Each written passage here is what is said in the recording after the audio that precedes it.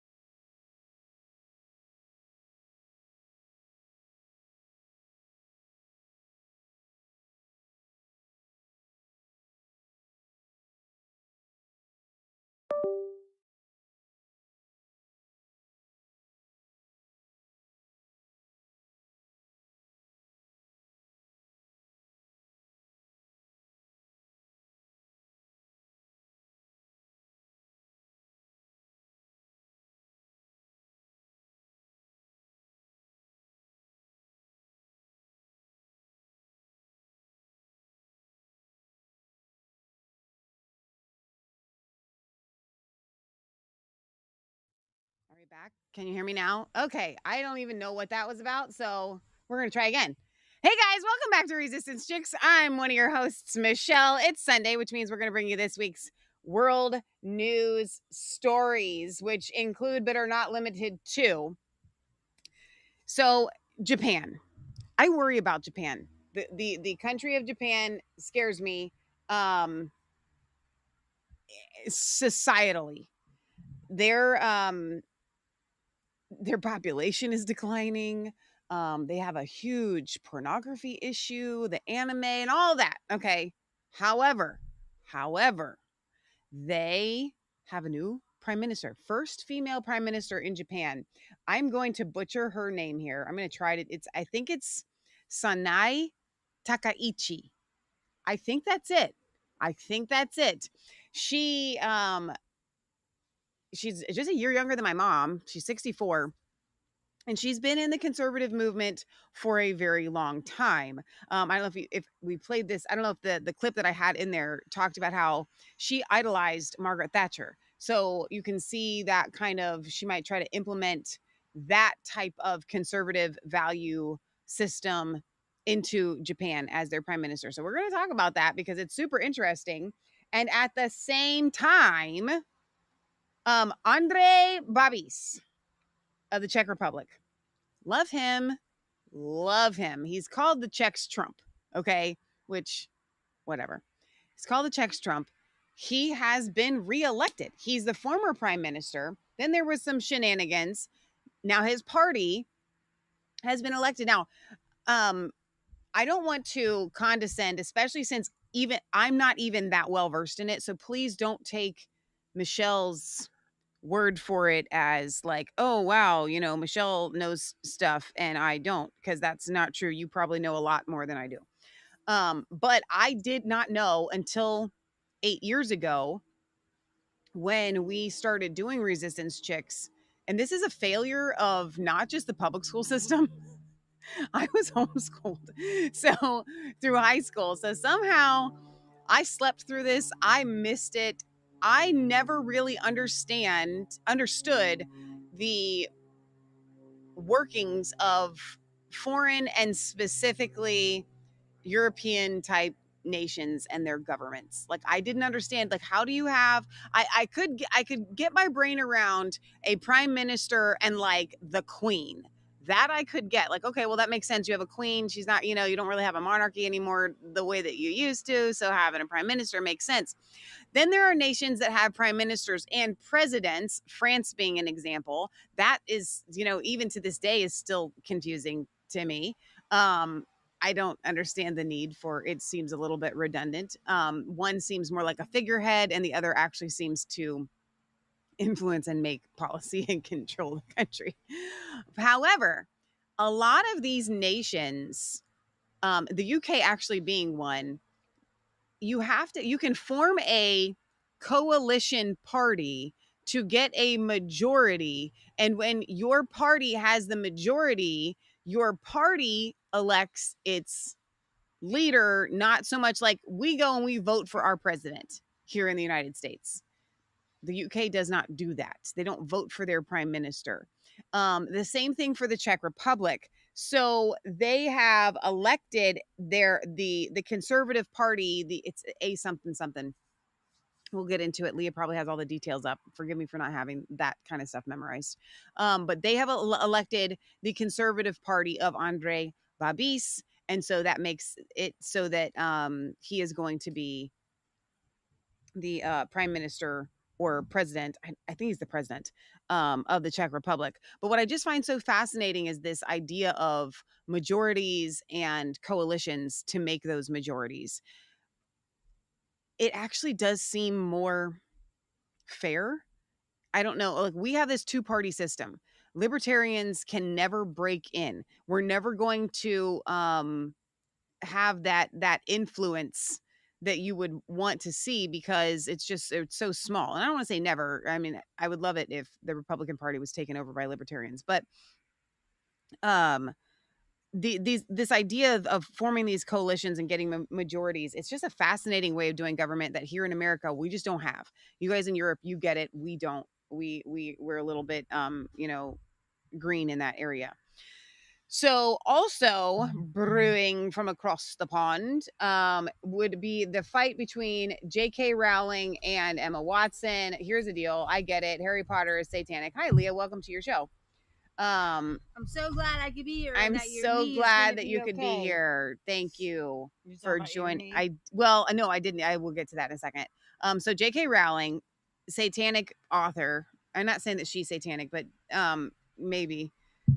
Of Harry Potter. We have seen the Harry Potters. We went through a phase where we're like, well, it's probably okay. That was a long time ago. No, it's not okay. The books are not okay. It's just demonic. It's witchcraft. Duh. However, it's news.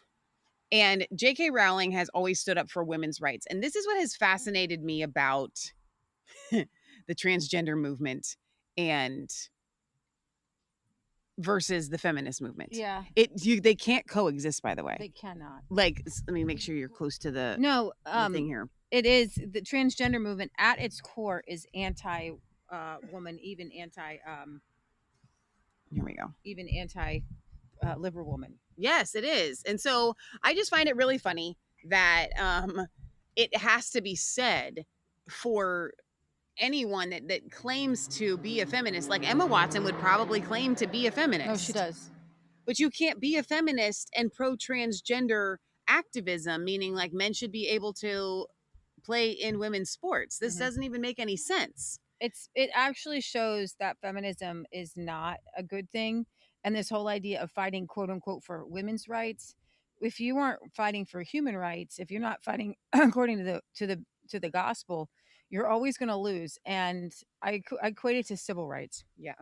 And so the civil rights movement was probably one of the worst things that it turned into one of the worst things for Black people ever. because people infiltrated it. And instead of saying all mankind deserve to be treated equally, Right. it became about Black people Yeah. rather than at this point in time, my people are being oppressed, or the people that are like me are being oppressed. When it comes to feminism, they wanted a world in which men and women were not different.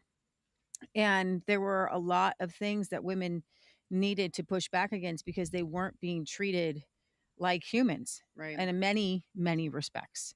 And so if you do not acknowledge that there are bad men who will use any sort of excuse to put people down, Yeah. especially those weaker than them. Right. There are child abusers, and then children have rights, just like children have human rights. And we know that most crimes are done against women and people who are weaker than the perpetrator, which Right. are women and children usually, right? And so in this women's movement, I believe that J.K. Rowling has alluded to being assaulted, like sexually assaulted. Okay. And I think that that's where she's coming from, in that she wants to be in a safe place where somebody who with the opposite chromosomes, right, are not allowed in because the male chromosomes make somebody who is inherently stronger, who has more tendency towards um, violence, which can be either used in a good way or a bad way, right? Yeah.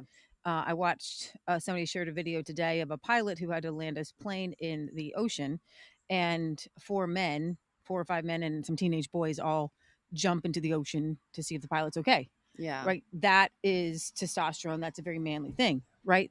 The opposite of that, which is when it's used toxically, Yeah. is rape, murder, all these things that we see.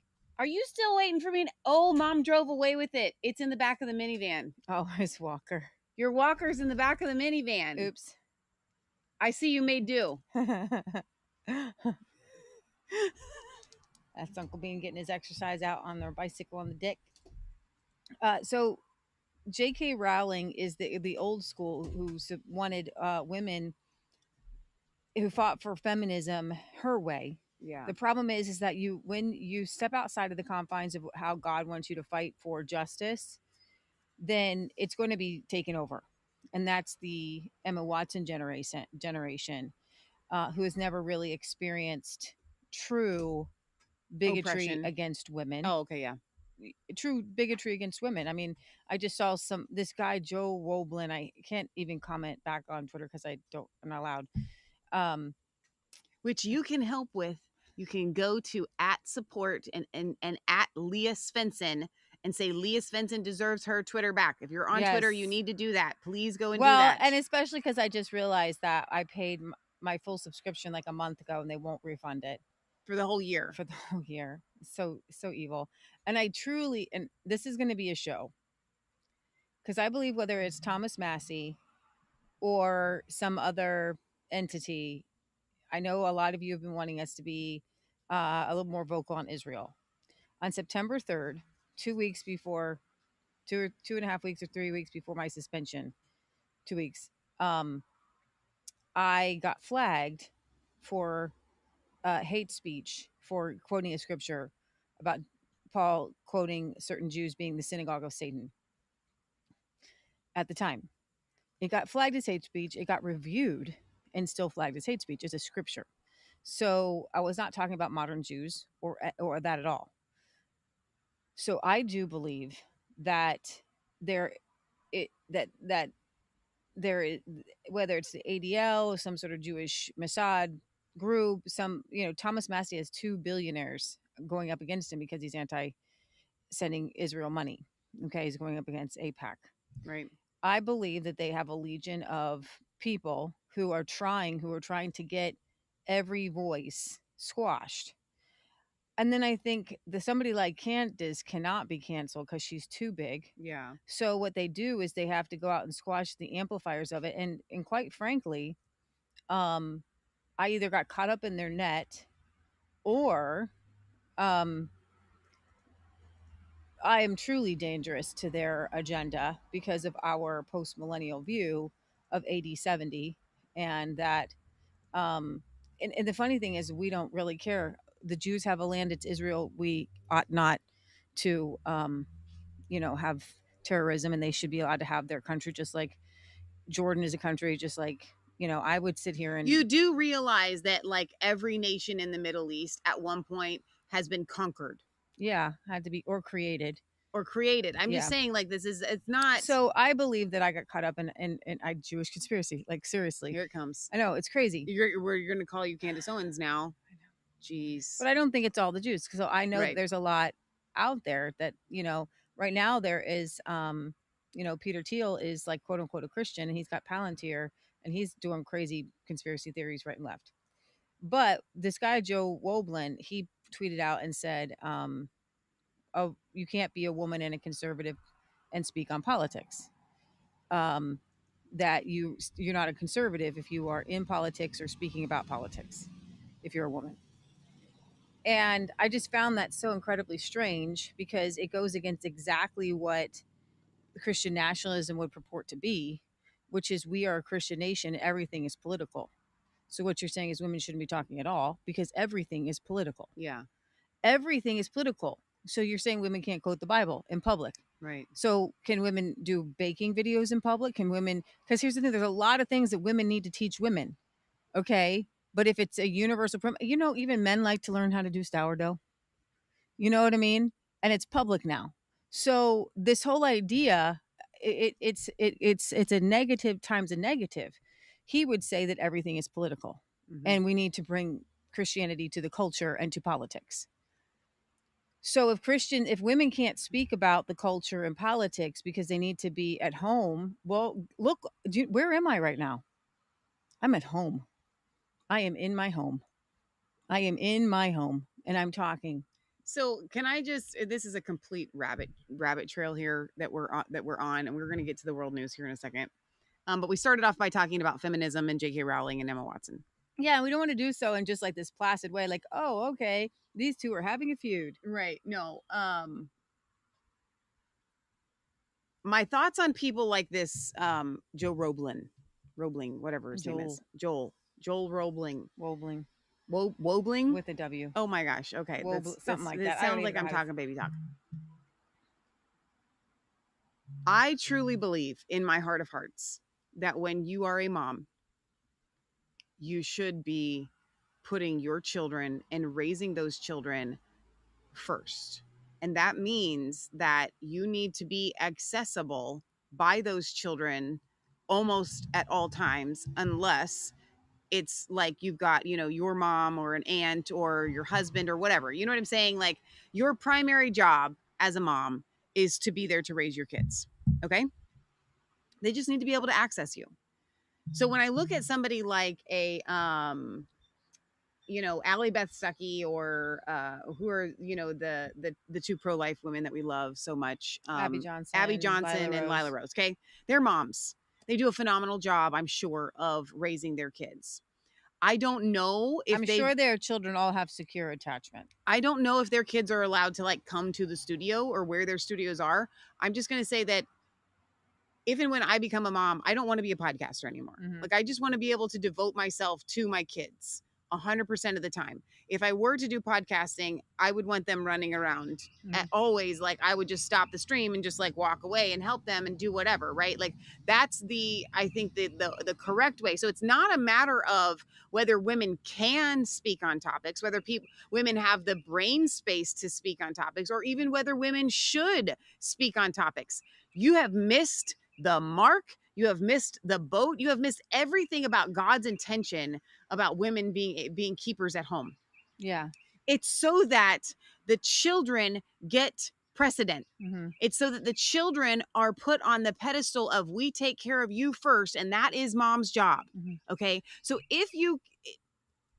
to say that women can't speak on certain topics says that you have the brain space that says that Black men can't speak on those certain topics. Absolutely. And they do. And they've had podcasts that are the people on the right are being pulled into Nazism, racism, and I'm here to stop. I'm here to say no. So it's not a matter of whether we can or even whether we should. It's what should. So I'm not What a has mom God right now. called you to do? Right now, I'm taking care of my family, and I put my family first. Like if something like Leah puts the family first, like my knee went out, and I'll tell you about that in a minute. Today, like, okay, podcasts, just gets put on hold. Like we're not going to try to force something to happen.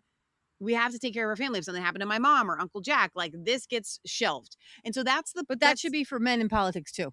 That's good. That's in men. Really so good. I am tired of this idea that there has to be this dichotomy between feminism and real life. Guys, we live in the 21st, is it 22nd century now? Because it's 2021. No, we're still in the 21st century. Sorry, I'm losing my millenniums. When we turn over the clock, which we probably won't be here for. Okay, 22nd. So we're still in the 21st century. 22nd. There's a lot of things that men and women actually do together, and they should. And if men and women are having conversations in private together, they can have conversations in public together. That's my statement on that. Now, towards the Emma Watsons of this world, they have been sucked in, and it's not, I would say, J.K. Rowling. It is your generation that schooled these children. Exactly. You raised these children to be this way. J.K. Rowling, your books, your movies spoiled these children. Yeah. Gave them millions of dollars, gave you millions of dollars. And so, no, they are not going to have grown up in a school of hard knocks in which you grew up. She said, J.K. Rowling said she was poor at 14. Well, guess what? You made a kid rich at 14. That's on you too. Like, that's on you too, okay? You took part of the Harry Potter culture as well, which created these narcissistic nincompoops. And you were happy to do it, and you took home the paycheck too. So you don't get to be like, hey, Emma, I would like for you to go through some hard things now that you're a gazillionaire. That's not going to happen. And it's not going to happen in the UK that you helped shape and form. You helped shape and form your generation. I didn't see you on the sideline saying, hey, we need to have a little bit more conservatism, Margaret Thatcher in the classrooms because here. she doesn't even believe that, though. That's the problem. I would like to pose the resistance chicks angle of this story, and we're actually going to get to the story here in a second. But to me, the resistance chicks angle would be this. Hey, J.K. Rowling, there is no good and evil without Jesus and Satan being the hero and the villain. Okay. So when we come in, if you're going to have stories of witchcraft, right, straight up witchcraft, witchcrafts and spells, then you don't get to anything goes, baby. So I've been watching a lot of these. I'm still watching Charlie Kirk clips. I stayed up way too late last night watching them, and I am hating myself for this fact that I'm staying up. Not for watching Charlie Kirk, but staying up watching Charlie Kirk videos because now they're inserting commercials. Somebody's making bank on these, and I stick through the commercials, and I hate myself for it. Like one of them I watched last night had I don't hate myself. One of them had 4 long commercials, and I watched it because I wanted to know what was. So anyway, with Charlie Kirk, what he constantly does is brings it back to posing the question of what is morality. If you are an atheist, which J.K. Rowling, I think, is, if she's not, she's some sort of spiritualist. I'm sure she's a spiritualist. Okay, but she doesn't believe in Jesus. Pagan. She's not a Jesus follower. Okay, she's not a Christian. So what is your moral code? Because if you don't get to really have a right and wrong without the Bible. Like there's no moral code that you can say Emma's wrong. Yeah. Why is Emma wrong? It's the survival of the fittest at that point. Mm-hmm. You don't get to say Emma's wrong, that these people have a mind virus. Right. Because you don't have a moral code to stand on. All right, let's play the clip. Oh, and guess what? We have everything ready to go. So look at that. Where are we? There we are. Nope. Is that right? Right to the left of that. I don't have that. To the left. Oh, it's a YouTube. Okay. Mm-hmm. A public controversy brewing between Harry Potter author J.K. Rowling and one of the biggest stars of the iconic franchise, opening up in a rare interview for On Purpose with Jay Shetty. For her to have written that character, created that world, given me an opportunity, there's just no world in which I could ever cancel her out or cancel that out. She talked about the mixed feelings she holds for Rowling, who has been criticized for supporting anti-trans legislation. But Rowling slamming her comments in a post on X, writing, like other people who have never experienced adult life uncushioned by wealth and fame, Emma has so little experience of real life, she's ignorant of how ignorant she is. Rowling has been outspoken about her beliefs for years. In 2024, Rowling writing an essay in which she questioned whether more people have come out as transgender as a result of a contagion fueled by social media, saying that year on X, there are no trans kids, no child is born in the wrong body. Watson hoping the online debate can someday happen in person, perhaps even reaching an understanding. I think the thing I'm most upset about is that a conversation was never made possible. So you remain open for that dialogue? Yeah, and I always will. A public controversy brewing between... Okay, then why not just sit down and do an interview? Why not have a little debate? I'm sure J.K. Rowling would do that. So that's a really weird statement. She's coming across as somebody who's like, the way I listen to it, she's very, she's a great actress. Okay, very magnanimous. She's like, I don't know how these two worlds exist to where, she's this way, but I know her as my mentor and I love her and I know she loved us at one point. Like a past tense. Right. Yeah. I want to bring up this Sky News because while we are taking the anti-feminist route to go against Rowling as well, I think it's a little bit, I want to be a little bit more fair here to go over here to the outliers from Australia who always have. Now it's time for taking a look at the world, which has gone mad.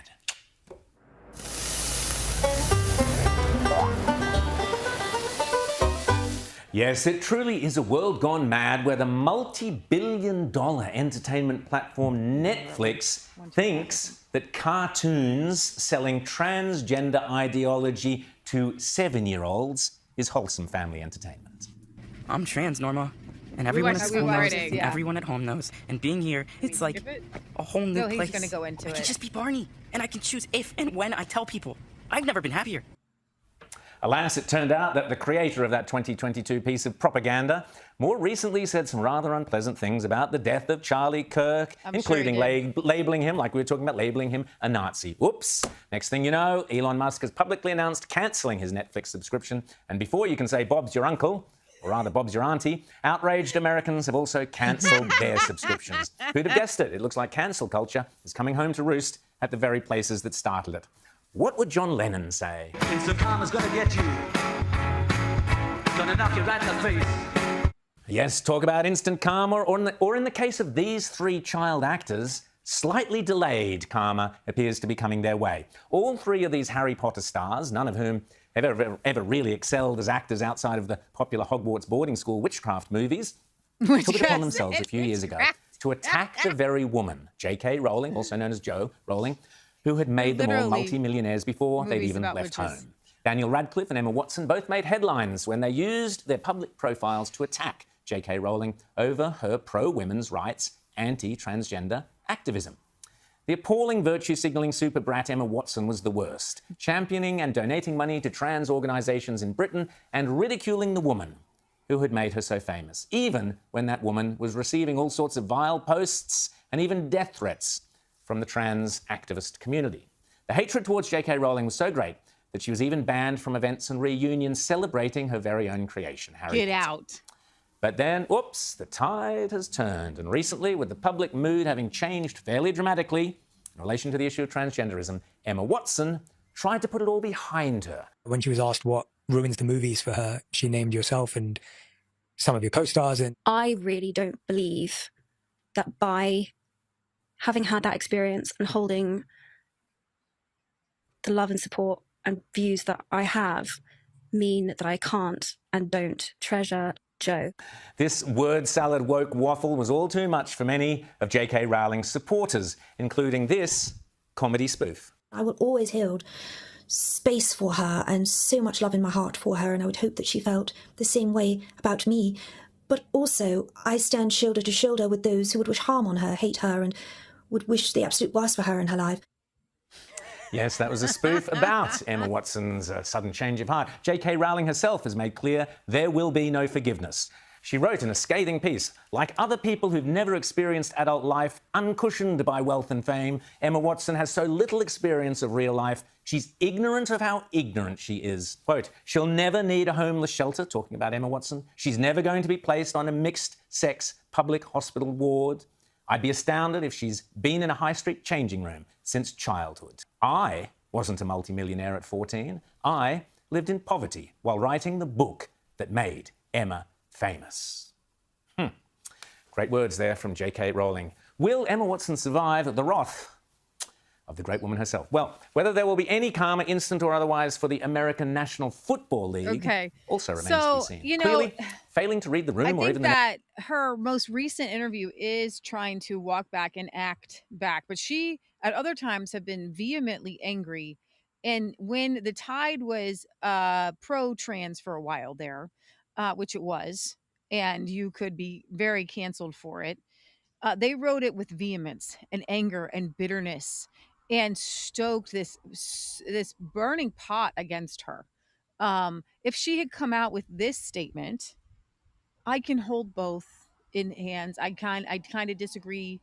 That's not the problem. But did she say, so we didn't see the whole clip, and I doubt Leah did, so I'm not asking you this question like you know it, but like I'm just wondering if in that interview she denounced the violence that was wished upon J.K. Rowling. I don't believe so at all. I think it was because I did watch a longer clip of it.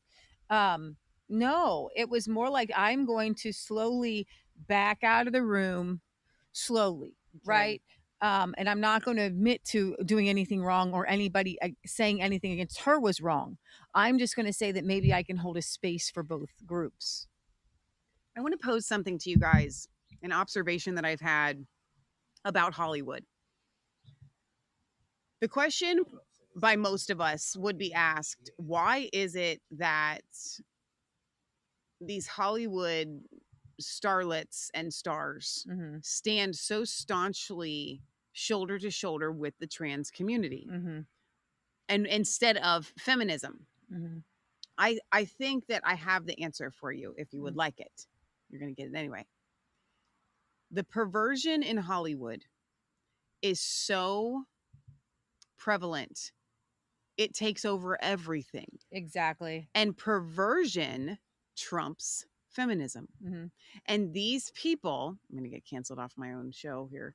These people that are, when you're looking at the trans quote unquote community, it is a perversion of God's design. But beyond that, and I will say this, no problem, it is sexually deviant. Okay. Leah, we haven't talked about this in a while because it kind of like died down, but I know that a lot of people are super Wonder Woman fans. Yeah.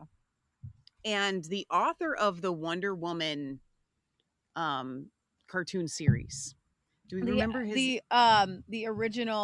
the original artist? Yeah.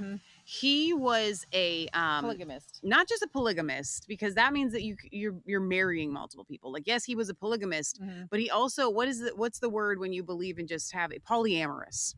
He believed in polyamory. Like, so the being in William Moulton Marston, having multiple.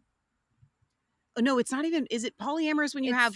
It's not that just that you believe that you can have multiple relationships. It means that you literally are like a threesome or a foursome. So it's a different kind of like a couple. It's different than the polygamy of the Mormons or the Muslims. So this polyamory is this kind of like open relationship sexuality of Aleister Crowley. It's very perverted. It involves both men and women, which in Mormon culture, women can't. Right, you can have multiple men. Right, in a relationship. exactly. Same with Muslims. He was one of the most perverted people, and like the whole like idea of her like whip thing was like the BDSM thing. Yeah, it's all sexuality. So it's like this guy on this island with all these women. So they did a movie about him, a legit movie with some of my the one guy that I think plays him is an actor that I used to think, oh, that's a good actor, whatever. It was supposed to be, what's so sick about it is this is where women's empowerment came from. It was supposed to be women's empowerment, but even in, and this is a really great thing that you brought this up. Thank you. Even in the women's empowerment movement of feminism, I can be just as sexual and crazy as a man. Yeah. You are catering to a man's fantasy of being on an island with a bunch of beautiful women. Yeah. Because that's where Wonder Woman was from, another planet with all these just women. Yeah. Exactly. A man's crazy sexual fantasy. Right. And he forced his wife into another relationship, and he has this other woman come in, and she like lives in the third floor. So they make a movie about it, which my understanding is that while it's definitely going to showcase the weirdness, because you can't, it's not normal in society. We aren't that depraved. to accept it. So you have to throw, but it has that major component of normalizing this activity. So we're seeing this happen throughout Hollywood, normalizing polyamorous relationships. And people are starting to identify themselves in their sexuality. Well, I'm polyamorous. I want to be in a relationship with a group of people, you know, sexually. Like this has become a, you know how we used to say that the biggest outlier of sexual deviancy would be the minor attracted males, right? Mm-mm. Well, now we have this whole other group that exists, this subset in the, you know, not just the trans community, but it's become a thing where these kids don't know how to function outside of like a core clique. So now they're just going to have all of their perversion and come together to core clique. So the reason why I bring this up in relation to Emma Watson and J.K. Rowling, Hollywood is so perverted. And it has been that way since its inception. You have no idea. We have no idea. I'm not talking down. We have no idea the depths of the perversion. So P. Diddy gets 4 years. Do you have that up for this? I mean, it would have been a thing on Friday to cover, but oh no. So P. Diddy did get 4 years. I don't know I thought they where let him off. Really? That's what I saw yesterday. You can look it up. The perversion that takes place in the music industry and in Hollywood. 50 months sentencing. It's beyond our comprehension. So when you see an Emma Watson, oh, well, praise the Lord. We'll talk about that in a second. When you see an Emma Watson promoting the trans community, it's because it's demonic and she has to promote the perversion. So feminism, even J.K. Rowling's, you know, third wave feminism is, I believe, demonic. It is her version of feminism, I believe, is demonic. Leah and I kind of put ourselves in the first wave feminism. Yes, women should, you know, have equal rights to men. It's pretty basic. I think everybody's in that category. But the perversion trumps that. The perversion that Emma Watson is defending trumps that by like a million, and she has to stand by the perversion. Emma Watson is out of all of the young girls from her age that actually didn't go cray cray. What's the girl, Kristen, the Twilight movies? She went like crazy. Okay. And so you look at her and you go, okay, yeah, she probably had some drug issues and she probably, you know, had some lesbians. Yeah. All that. What if I told you that Emma Watson probably did and does those exact same crazy things? She just is keeping her outward pretty front. Whereas the rest of these girls don't. Okay, Miley Cyrus has tried to rebrand herself and come out some sort of like 1920s starlet and did this movie with Jamie Lee Curtis again, or who was it that she did it with? Anyway, this new movie. So she's rebranded. She's not going to be the wild one with the weird everything. Emma Watson and all of the good girls, they all participate in this perversion. Well, yeah, she went on. I mean, and here's the thing: they all talk very openly about sexuality, about abortion, and she went into like a train station and like was raising money for Planned Parenthood. So they all have to. And here's the thing: it's a mind word, it's a brain worm in their brain, and so she's been brainwashed and she's been heavily compensated for that. Yeah, you know, I do. You know, you've got me on the thing where I now need to do another show on Wonder Woman. Because this guy, it goes back. We actually did a show about the William Moulton Marston and Wonder Woman and his polyamorous relationships that were that spurred on like cults, male-led cults. So I have an idea. It's so anti-woman that's what I would say to even a J.K. Rowling. J.K. Rowling is like, hey, this idea. This is the same thing that for. Woody Allen. Is it Woody Allen? Yes, perv. He's like this tall, giant Jewish nose, by the way. Leah! Gotta say it. No, you Glasses, super ugly. Okay, he is an ugly. He's an ugly troll. The Jewish nose thing. Okay, sorry. Giant nose. No. Yes, because he's ugly. Leah, he's a troll. Okay, we're going to rewind and strike that from the record. Yes. Here's the thing. You know why I said it? Because Woody Allen and Jeffrey Epstein's and whole family, they all helped fund Michelle's going to give me. Listen, they all help fund this Jewish cabal. And I hate this. I hate it. I don't want to be part of this. I don't want to bring it up. But they helped fund Ghislaine Maxwell, her dad, and that whole coalition. Okay? There was a group of Jewish guys in Hollywood and in politics, and they funded and helped fund Maxwell. And so Ghislaine Maxwell is getting off on things. Epstein is getting off on things because of this group of guys. Okay. And it slipped out. And I hate this guy. I hate him with a passion. You know why? Because he is a child molester. He is a child molester. All right. I hate him. I hate him. I hate him. And not only is he a child molester, and here we go. I don't know. It's well documented, so you can sue me whatever you want to do. Oh, no. Yeah. Legit. His daughter came out and said he molested me. Yeah. Okay. His son is the one who did the whole article on it. I don't have a problem with you calling I know out I know it came out. molesters. I know the giant nose. I'm sorry. You could have even said just giant I know nose. it just came out. I apologize. Okay, it's so funny. We get stuck on our little things. I don't cuss. I don't swear. I don't do anything. And here I come with his nose. He's Jewish, supposedly Jewish. But here's the thing: you're not allowed to talk about the connection with Israel and Jews and in Hollywood and that kind of money. Because guess what? Charlie Kirk found that out, didn't he? Okay. Now here's the thing: what if I said Muslim? What if I said Muslim?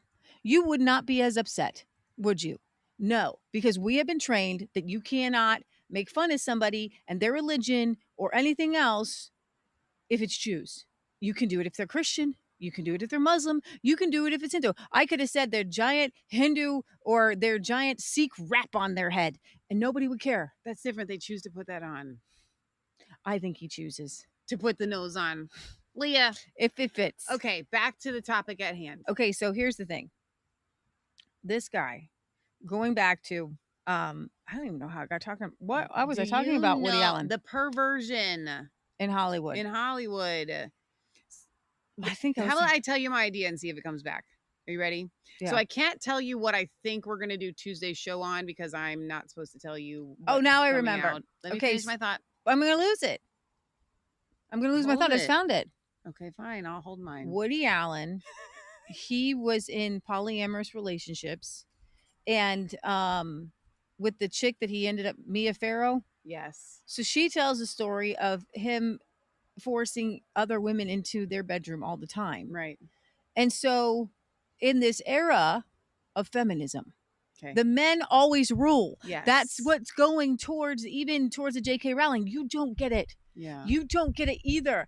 In this perversion in Hollywood, it always goes back to men. Having control, having power. Yes. Okay. So this week, I have an idea. If we do 2 shows this week, which we may, we'll see. I'm not feeling this right now. Maybe in the future. But we could do that as I think that would be a really fascinating. I would say for a Wednesday show. Yeah. For Tuesday's show, there is something that is coming out. Can't talk about what it is. It's in the vein of things that we've already covered. So I'm thinking Tuesday's show will be covering that once it comes out tomorrow. So just be on the lookout for Tuesday's show. So I would like to do that on Tuesday, and I would like to maybe that would be a good episode to do. What are the comment section on my giant Jewish nose? No, they're just hee-heeing and ha-haing, and no one is going to give you a hard time. Over on Instagram, back to the other topic at hand, Britt Livingston says, even men like to do sourdough. Haha, that tickled my funny bone. I had no idea. That's awesome. The guys in my house just like to eat it after I make it. Okay, so commercial break. Do you know how many men out there on Instagram that I see that crochet? No. 100%. I will find videos of these guys, and they're good. Really? They're good. Of course they are. Of course they are. You know why? Because the man's brain thinks like that? Yeah, because and you can bring this up because talk about feminism. I think Jane Goodall died. Oh, really? Yeah. You guys remember her, the woman that talked to the apes and stuff? She died on October 1st. So I have a clip. Listen, I'm not a fan of her. I like to talk to the She animals. was a plant-based vegan back in the 1960s. Talked Every to the house. chimps. Wait a minute. Okay, Not that's that really far. good because men have been incredible tailors. Oh yeah, throughout history. And here's the thing: you There- take a sewing machine in to get fixed. Who's going to fix it? The dude. A man's going to fix it. Yeah. Right. Women sew, but the men make the sewing machines and they fix the sewing machines. And in order to do that, they're going to sew. Yeah. Right. And so Well, it used men to have be- traditionally been leather workers. Yes. Leather's hard to work with. Yeah. And so men will tailor men's suits perfectly. Right. So I can see it as, and this is why you wouldn't see men crocheting. And this is, I don't know, just be straight up honest. Because there are yellow jacket. Because there are things that they probably need to be doing that require more strength, especially like on the homestead, right? Yeah. So women, they're pregnant, they're grandmas, they're watching So the it's kids. something you can do. But instead of doing video games, I highly recommend it as a little hobby. 100%. Right? But most men are going to be doing something that, especially if you're running a homestead, there's not a lot of time for men to sit and crochet and knit. Yeah. So am I pulling this up fresh? No, I've got this video over here. Jane Goodall, for all intents and purposes, yes, you're not supposed to talk evil of the dead, but she advocated to lower the population. I am not. I'm sad that she's gone. I'm sad that she's probably not in a happy place right now. Yeah. That's just the truth, right? She lived a life actually in all of her, I would call this a Solomon's vain pursuits. Okay. In all of her pursuit to save humanity, she missed the one who saved humanity. Oh, that's good. Yeah. We need to eat less meat. We need to stop land being used for cattle and growing grain for the billions of animals that we keep in our intensive farms. And then finally, we cannot hide away from human population growth because, it underlies so many of the other problems. All these things we talk about wouldn't be a problem if there was the size of population that there was 500 years ago. We need to eat less. Okay, actually, people were not happy and healthy 500 years ago worldwide. I have so much to say on that one little clip. I hope we can get to the rest of your show. Okay, that was a 30-second clip, and I have a lot of things I would like to address on that. Okay, number one, meat and eating meat. I actually agree with. She mentioned very briefly the confinement farms. That doesn't mean that we should eat less meat. Right. It means we should do it. It means that we should get our meat. So every year it's coming up. It's like my favorite thing to do because we have to make room for the beef that we get a half of a beef. We actually get a whole one, and then we usually find a family around here that wants to do the other half. I'm not sure if our immediate family is going to want to do that or not, but that's an aside. So we get a whole beef, and we fill our freezer with half of that. That's ours, our take home. How much does it usually cost us? I know that better than you do. No, I just mean total. Well, like, let's just for do half of let's a cow. just do a pound. It's like $2,000. It's about a five. It's gotten a little. It's between $1,500 and $2,000 for us to get like a half a cow. $5 a pound. Yeah, total. But that means that is the ribeye, that is the T-bone, that is these amazing roasts. So we get it's amazing, and we get it from a guy who we have to be put on the list one whole year in advance. So I would miss that window sometimes. So I've just started, every time I get the beef, I text him and I say, please put us on the list for next year. So that's coming up at the end of November. And then we raise our own pork and our own chicken right here. So we can eat as much meat as we want. And let me ask you this question, Leah, including the beef that we get from Kenny. Do we impact cruelty to animals or environment at all with what we do? Not a lick. And can we actually no? We help the animals help the environment. Can we eat more meat financially and just all around? Can we eat more meat than the average person?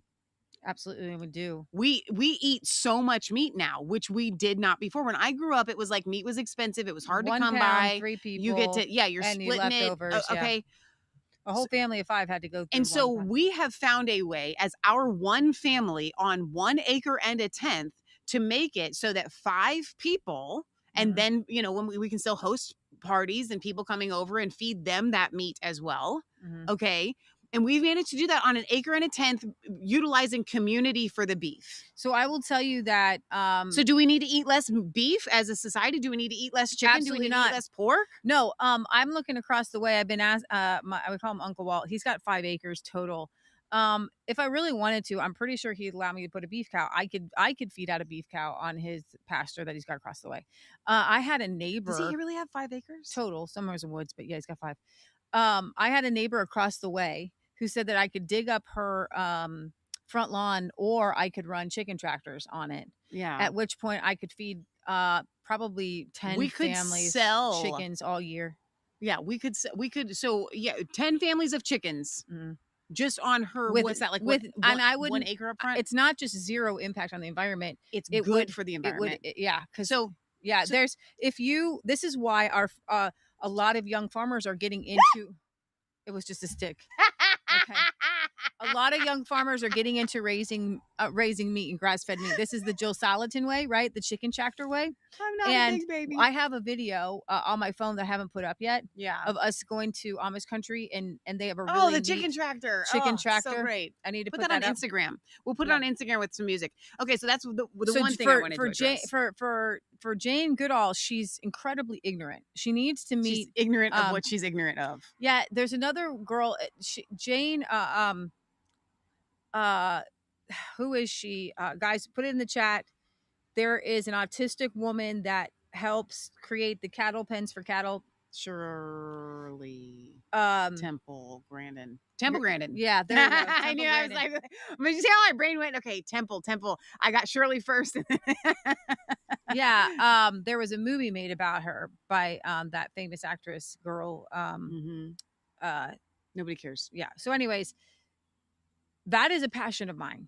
Because I look around at all of my neighbors, and I know that all of them could at least raise enough chickens for eggs, all of them, right? There is a small need for grain, and I appreciate the farmers that do that.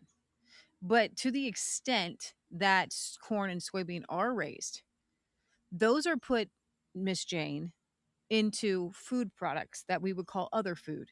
So all of the inside of the grocery store aisles, not the outside, all the insides are corn and soybean and maybe some wheat, right? An amalgamation of that. Yeah. If we said, you know what, you can't use corn for anything other than a corn product like a tortilla, right? Or a tortilla chip, there would be no products in your store. Yeah. You wouldn't have them, right? You'd have homemade granola bars that were like nice, and you wouldn't have the corn syrup stuff. So that I would say to Miss Jane, if you want a world where the population can actually spread out, you would encourage people to get an acre or two and to raise their own food. And I think if she's pointing towards Africa, I have a clip on this. Africa's problem is not a lack of food. Africa's problem is, to me, a demonic problem. Yes. That Christianity has not yet been able to infiltrate to the extent that it took Christianity to infiltrate the West. Now, hear me out. This is kind of a world news program. And I'm still not done with my thoughts on her clip, but keep going. So you think about Rome. Yeah. Rome fell around 300 AD, and then you got Constantinople. During that time, it's a very barbaric time, right? Cutting people. We've got the Middle Ages and the Dark Ages. Yeah. When we're talking about the Middle Ages and Dark Ages, we're not talking about Africa. Yeah. We're talking about the West. Yeah. When St. Patrick, what year was it? Like 1100 or something like that, goes to Ireland. That's a land of pagans. Yeah. When St. Boniface goes to the Germany, then now Germany, with full of pagans, that like 1300 AD, where Christianity is going. Yeah. Takes hundreds of years for Christianity to create what I would call civilized society, right? Where Christianity gets a hold of your Copernicus, your Galileo, and Christ begins to illuminate the minds in the sciences, in the cultures, I look at the Netherlands. Netherlands is the number 2 output of agriculture in the world. Why? I believe that there were great Christians who were given a gift and pass it down to their kids. Doesn't mean that they still are Christian. It means that it was Christians who got the knowledge from heaven to grow food. The Bible talks about God gives you the knowledge. So and this is so biblical. When a society seeks God, says that God will tell the plowman how to plow, the planter how to plant, the coppersmith how to use the copper. God will illuminate your mind, right? And so in Africa, we forget that in the heart of Africa, those missionaries were sent like in the mid 1800s, right? And at the same time, you've got slavery coming over here. And so the Africans that are here, a lot of them have been Christianized, and they have been able to be part of the Christianized Western culture that took hundreds of years to be transformed from dirty wells and poverty. I mean, just look at your guys like in the UK. I think in the UK with The Life of Brian and all of that Monty Python and like that middle age, it's just like a life of poverty. But nothing like changed except for the illuminated God's like, hey, why don't you do wool this way? Why don't you do it that way? Why don't you do it this way?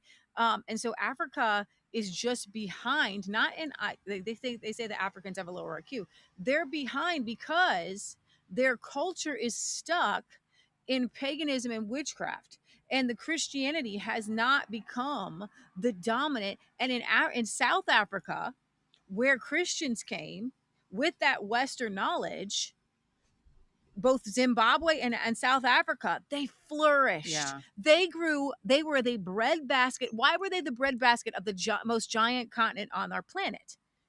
Because they had that knowledge that came from the Creator.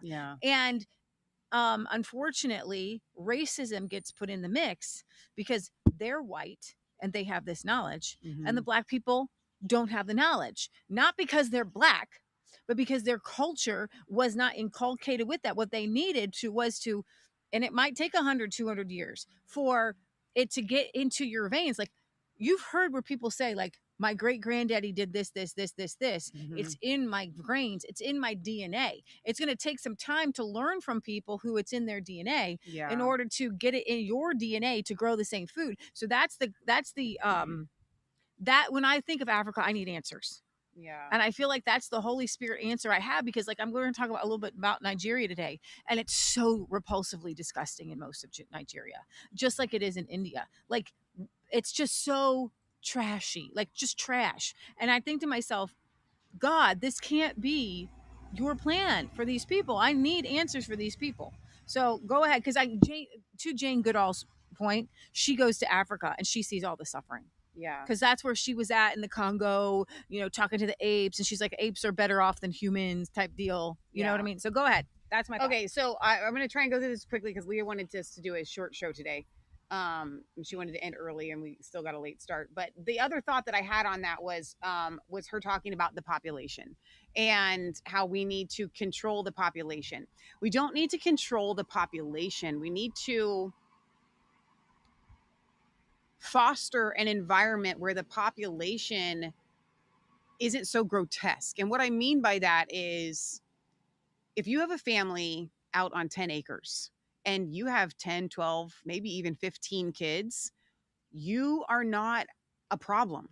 Your kids aren't becoming a problem. It's what are we doing and what isn't. I don't want to bring in like a woke green agenda phrase here, but what is your footprint?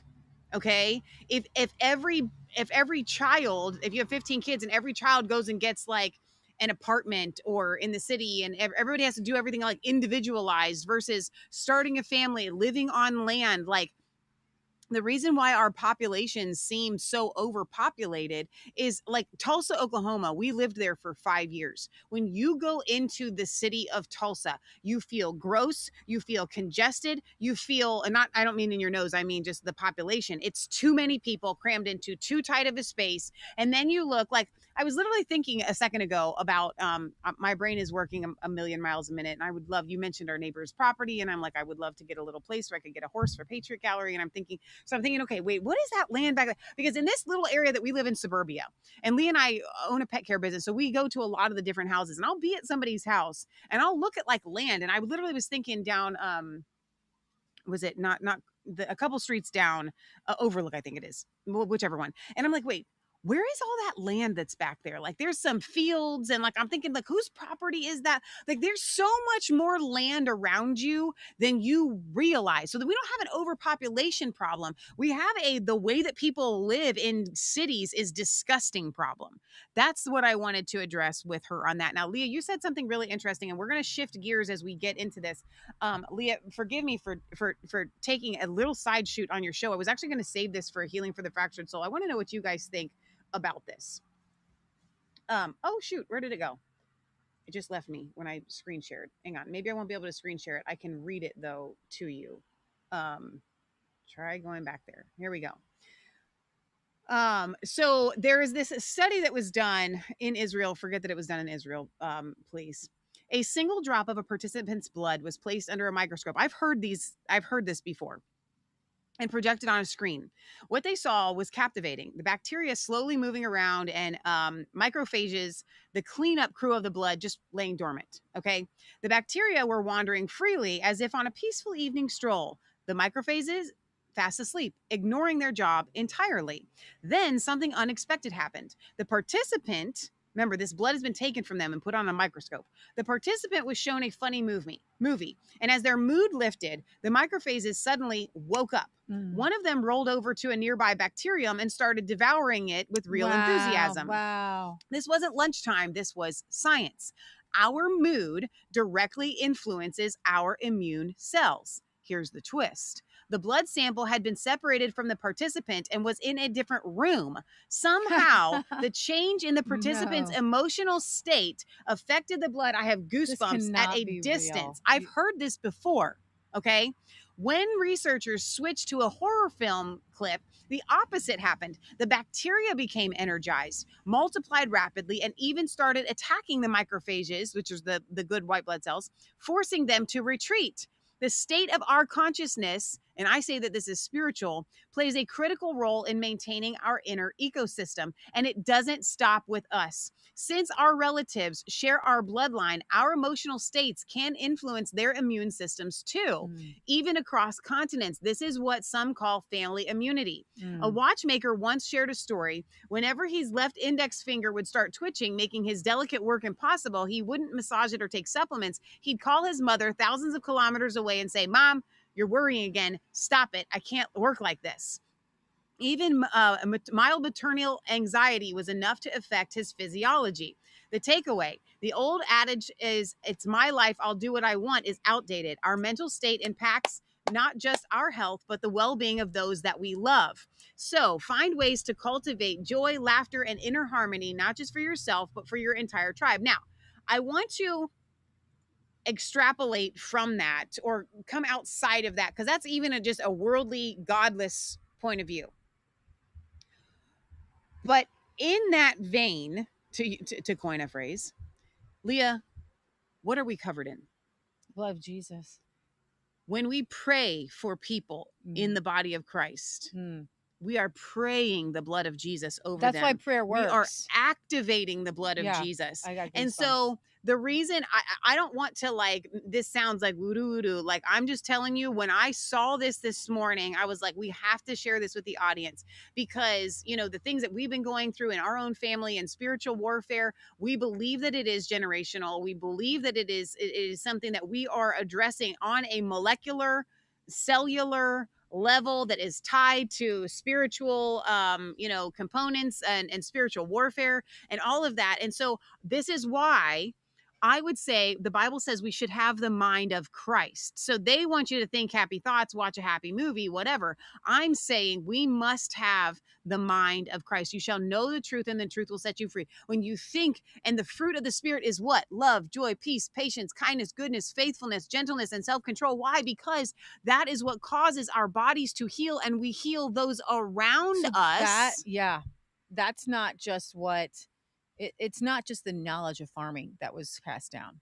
It was so the you joy, said the DNA, and that's what I was joy like, hang and on, the love this is really of farming. Yeah, so the there love are times of the land where Leah and I will wake up in the morning and we can tell that Patriot Gallery is going through something and whatever, because I can feel it. And why do I feel it? I feel it because she's my mom, because I'm her bloodline, because she's in my house, because there's a spiritual component. This is just a portion of it. but I wanted to add this bloodline portion to it No, because this is this so good. melded with my. I wouldn't normally just take a post and go, "That's right," unless it literally melded with my. Yeah, spirit. so I got a lot of world news to talk about tonight, but I'm interestingly enough, that's the vein I think I do want to take for our Tuesday show. I want to talk about healing the mother wound is what Neil Peterson, his friend, sent to me. Or Neil Peterson sent to me a friend of his, a video. And going back to saying, like, if your mom in utero had thoughts of abortion, you're going to pick up on that. And I don't want to linger on this too much. So just write this down and come to us on Tuesday. Come back on Tuesday. And Glenda, hopefully we'll get your donation figured out by then. But yeah. So anyways, come back to us on Tuesday. Can you read this comment real quick? Because I think this is really good. Would it be more strong if you are a twin, I wonder? I think so. I think that's why twins have that, like... Okay, you guys are now predicting my whole show. Stop it. Because I have a clip from African twins. No. Yes, you're not even kidding. Get out of town. Random. Good Okay. job, Steelers. Okay, so let me read this. James says, another problem about Africa is most of the countries are still in a warring mentality rather than coming together around mutually beneficial ideas. Thank you, James. That is so good. Right. Russ Sturgis says, or R.S. Sturgis says, Vodi Bakum had a vision for Zimbabwe. And James says, this woman obviously believed in systematic population downsizing. Very well said. That's a good way to put it. And systematic James says, population downsizing. Or is it systemic or systematic? We're not going to shoot you. We just want you not to have children. Yeah. You're going to kill your kids. Oh my gosh, Nick. So I have to do a shout out every once in a while on YouTube because we were gone from YouTube for 4 years. And they got rid of a bunch of our subscribers in all of our videos. But Blue Guy is here. So that goes back like 6 years ago. So I'm so glad to see you. And I'm glad that you identified yourself with your handle so we could recognize you. So that's awesome. So going towards that, I'm just going to say this because get excited about Tuesday's show. I think this is where it's going to go. You can operate this as normal. A friend of, I know a woman who has had a lot of trauma in her past. And I remember talking to her about this trauma. It was kind of bubbling up in a conversation. I was like, it needs to come to the surface to be healed. And she said, no. I can't deal with that right now. And I'm not going to deal with it. I'm not ever going to deal with it. And behind there was a lot of anger and a lot of bitterness. I've known a lot of people like that. And those are really good people. These are people who want to be loving, who want to be kind. And what they don't want is the part of them that took the pain, took the abuse, took the shame, that's all locked up to come to the surface, because then they may appear to be like the very person that abused them. And so when we're dealing with, I would say this emotional, I need a different word for it because I don't want to just keep using the word trauma. Okay. If your parent, especially, or grandparent or somebody close to you had these issues and you took them, you took their depression, you took their anxiety, you took their anger, you took their abuse, you took their hatred, and you knew that it was wrong. So you buried it. When your body is going through a time of healing, it's going to try to bring that to the surface to be healed. And it may manifest in coughing. You may have nausea. You may throw up. You may have headaches. You may have physical symptoms. Maybe there's a part of you that gains or loses weight when this comes up. Maybe there's a part of you that has allergies. Your body, a lot of us are treating symptoms of historical pain that is trying to surface, and you are constantly going to the doctor to try to deal with historic pain because you don't want to raise your hand if you if you've caught yourself saying, I don't want to remember that. Yeah. And I'm certainly not going to talk about it, because when I do, I'm going to unleash something that you aren't going to like, and I'm not going to like. I'm not going to like me if I unleash this. I am going to turn into a different person. I'm going to be the Hulk. And I don't want to, I have decided I'm never going to be like those mean people. Yeah. So in Healing for the Fractured Soul, what we are trying to teach you is how to thank your body, thank yourself, thank your soul if you're a Christian in those moments, not when you are being selfishly, narcissistically abusive, okay? But when those negative things are coming to the surface, when you can pull yourself out, be your own therapist, and create like a therapy little room and be like, okay, self, what are we dealing with? Tell me. Okay. And I've been doing that myself recently. And it's so funny. I was walking today and I was like, I have to practice everything on myself first before I bring it to you, before I bring it to my family. A lot of you have had a lot more trauma than I have, but the path to healing that is going to be the same.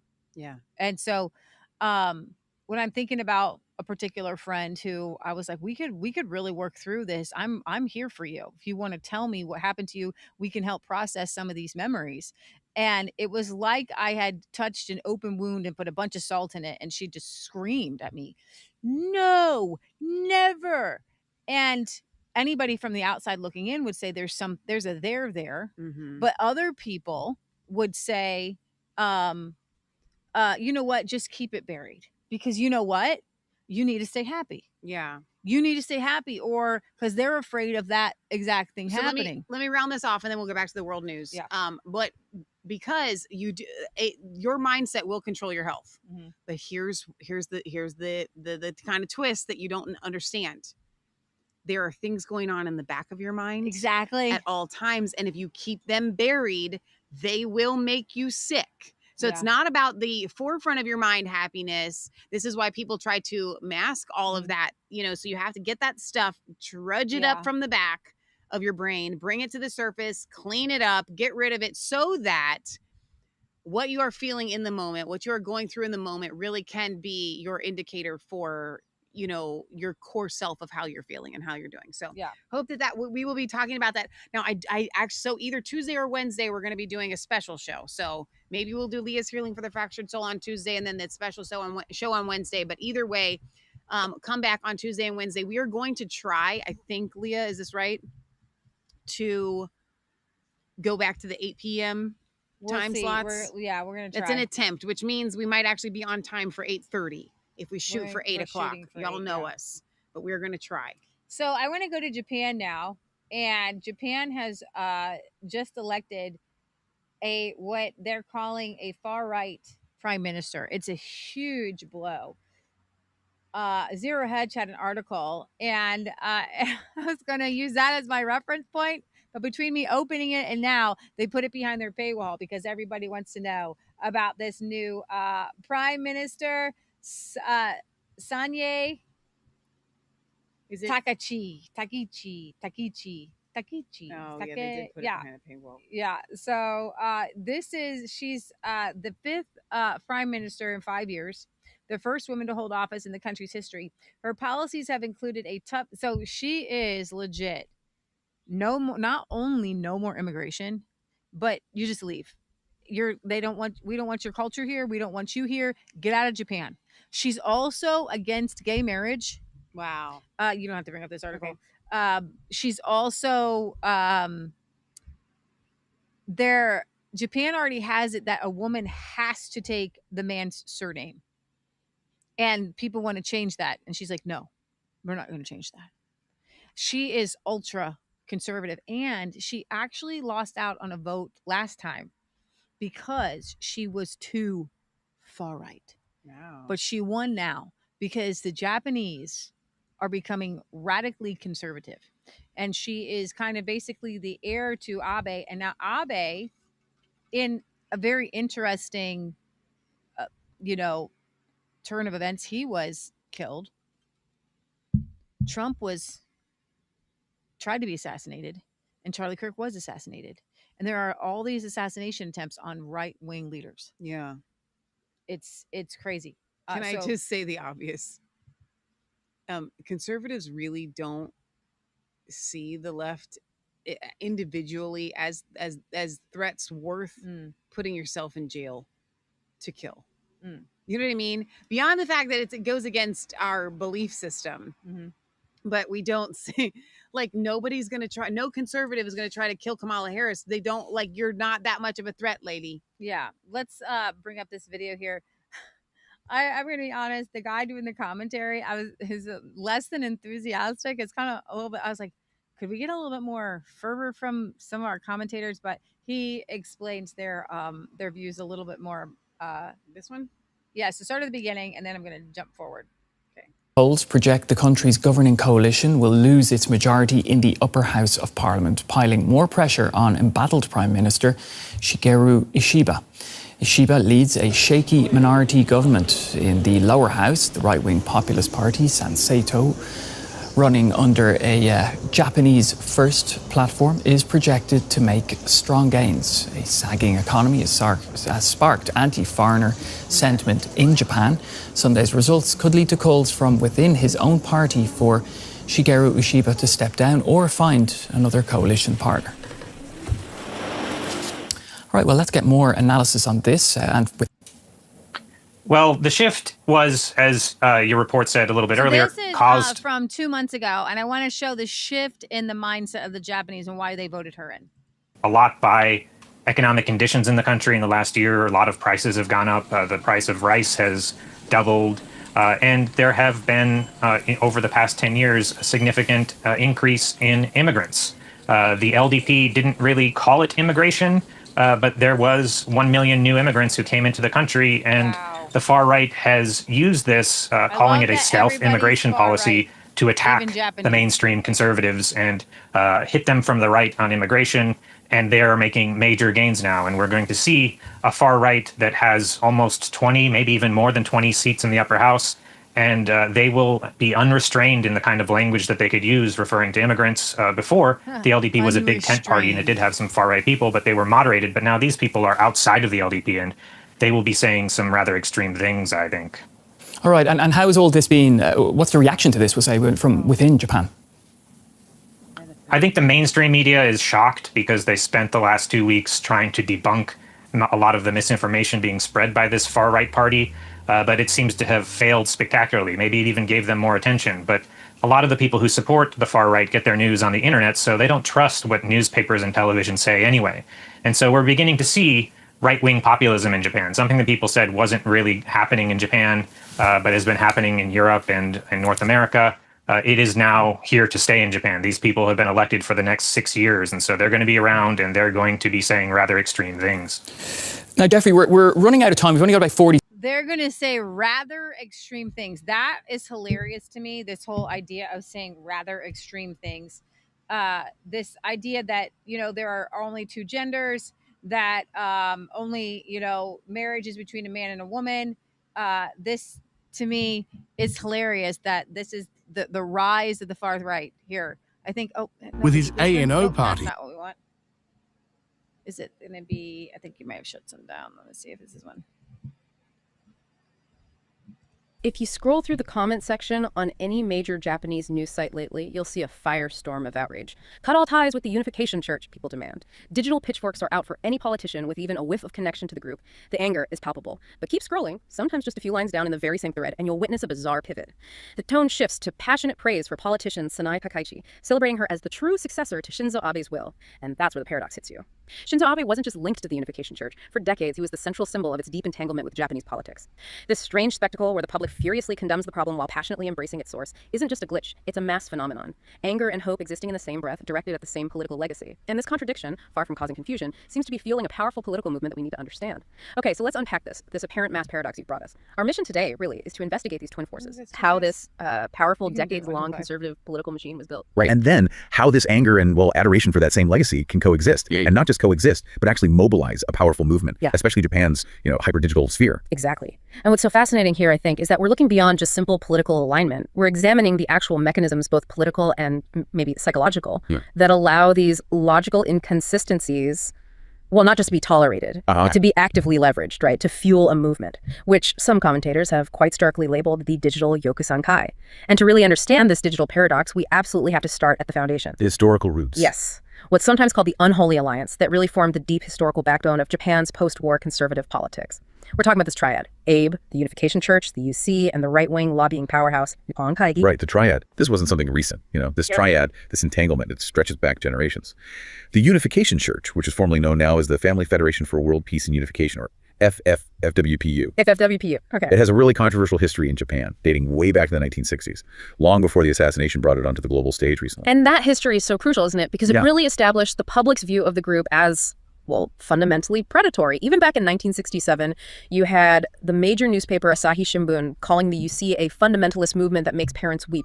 That was about aggressive student recruitment then. Yes, that early coverage set a tone, but the financial exploitation, which is really the core of the public fury today, that hit a kind of critical mass in the 1980s with the spiritual sales scandals. Spiritual sales. It sounds almost benign. It does, but the term really doesn't capture the psychological manipulation involved. Yeah. These were incredibly high-pressure tactics. They were used to essentially con followers into buying goods, things like marble seals, maybe ginseng, expensive urns, at outrageously inflated prices. And the hook was convincing them that buying these items was absolutely necessary to, say, absolve ancestral sin or guarantee some kind of spiritual protection. The financial devastation for thousands of families was just ruinous. And the sheer amount of money involved is almost hard to get your head around. This group, the National Network of Lawyers Against Spiritual Sales, NNLA, so their watchdog group, they claimed they won back over $900 million US. That's what, 123.7 billion yen? Staggering figure. Between 1987 and 2021, just recovered money for victims. Nearly $1 billion recovered. Here. Really so highlights. It's interesting because the governor in Tokyo asked to dissolve this particular church, Unification Church. I'm actually going to pop forward here on their video. Okay, time's and don't know yet. Oh. Okay. Japan's government, after Abe was murdered, this bizarre murder, they asked to revoke the legal status of the Japanese branch of the Unification Church under known as the Family Federation for World Peace and Unification. Its founder was the 1954 in South Korea by Reverend Sun Myung Moon, the self-proclaimed messiah and staunch anti-communist. The church has faced a raft of lawsuits and plaintiffs in Japan who claim the groups duped and defrauded them, in some cases convincing them that the path to spiritual salvation depended on donating to the church. The donations help make Japan what the church says is the largest source of income. The church is only the third of Japan's roughly 180,000 registered religious groups. We probably are going to need to do a deep dive into Japan's, or not just Japan's, but into this this moon cult. But what's interesting is the moon cult is like kind of like the Asia's version of the Pentecostal movement in the United States. And so on the one hand, they take things that are true, like anti-communist sentiment. There is only that marriage is only between a man and a woman. And I believe that if the devil cannot stop people from waking up from his previous cults, which, ideas, which were, lesbianism, homosexuality, gay marriage, then he like takes those people who are waking up to those things and puts them under another kind of cult-like mindset. And that was brought into to the forefront because Abe, who was murdered, had ties to Moon's church and to the Unification type church. And at that particular Unification type church, Moon's church has a tie to the American Pentecostal movement because and to the what you would call the Christian nationalist movement, because they have a nationalist kind of outlook on life and outlook on politics. And so this particular video that I was going to play, I don't think I'm going to play the rest of it, just to give you an idea the way that the left needs a bad guy and a boogeyman as well. So people will follow a little bit of truth. And so this little bit of truth and the foothold of this particular branch of a cult that has taken over has the truth of, we're not going to do gay marriage. We're not going to do the crazy immigration.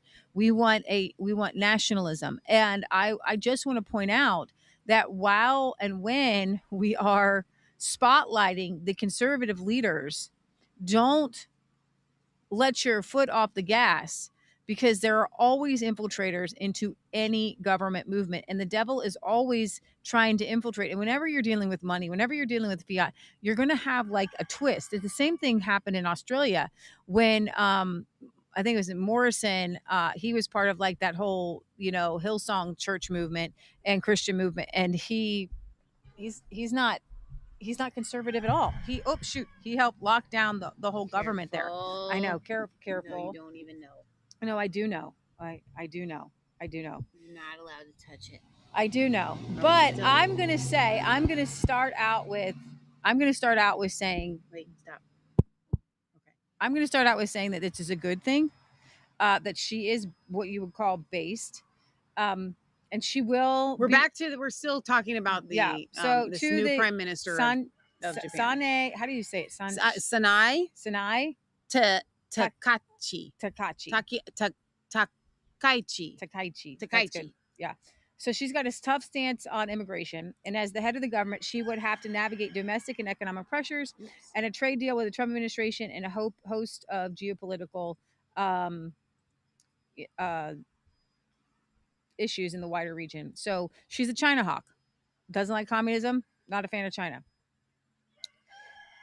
So this race for leadership of the LDP began after the resignation of Prime Minister Ishiba, whose election last year had angered the right of the party. On Saturday, Takaichi beat her moderate rival Koizumi in a runoff election at the LDP headquarters in Tokyo with 185 votes to 156.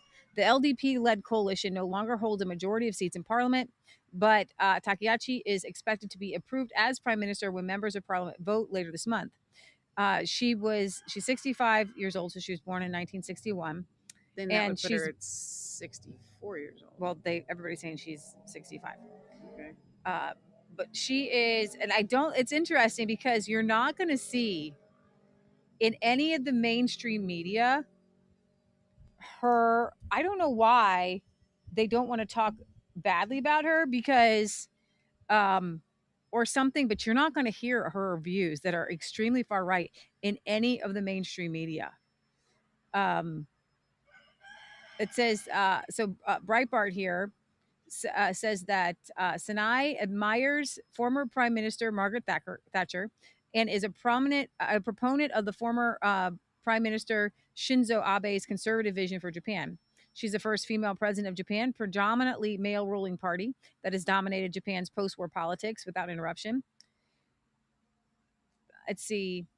Women comprise only about 15% of Japan's lower house, and she was a drummer in a heavy metal band. What? And she rides a motorcycle. No. And she has called for a stronger military. This woman right here. More fiscal spending, for growth, promotion of nuclear fusion, cybersecurity, and tougher policies on immigration. So she's vowed to drastically increase female ministers in the government, but experts say she might actually set back women's advancement because as leader, she would have to show loyalty to influential male heavyweights. The Takaichi has backed the LDP policy of having women serve in their traditional roles of being good mothers and wives, but she also recently acknowledged her struggles with menopausal symptoms and stressed the need to educate men about female health and to help women at school and work. She supports the imperial family's male-only succession, meaning she wouldn't want a female to succeed to the royal family, opposes same-sex marriage, and a revision of the 19th century civil law that would allow separate surnames for married couples so that women don't get pressured into abandoning theirs. She is a wartime history revisionist, that's what they said, and a China hawk.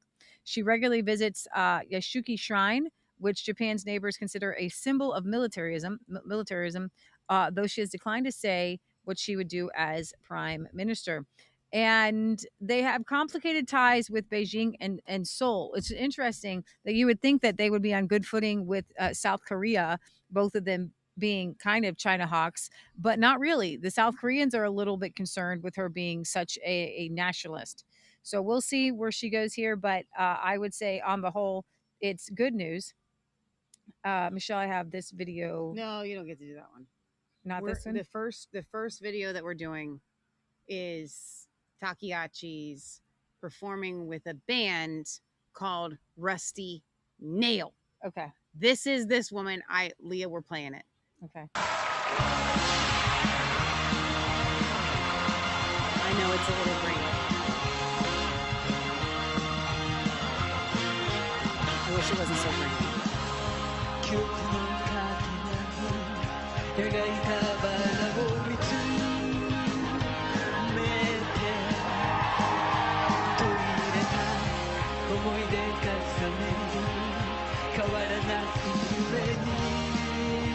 This is from 2016. This is not even from her college days.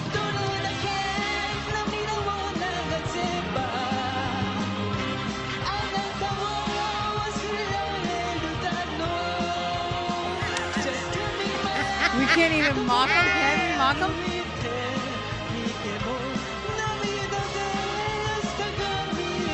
No, we're gonna keep playing. Keep playing. Yeah. This is so good.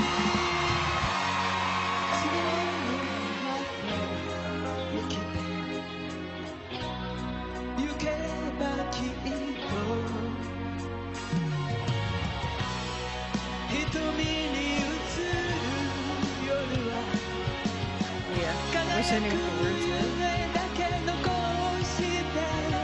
I can guess. She's 55 in this.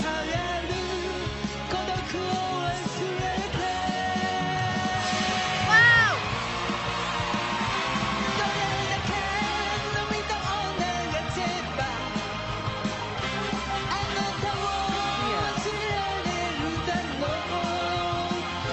I can't do it anymore.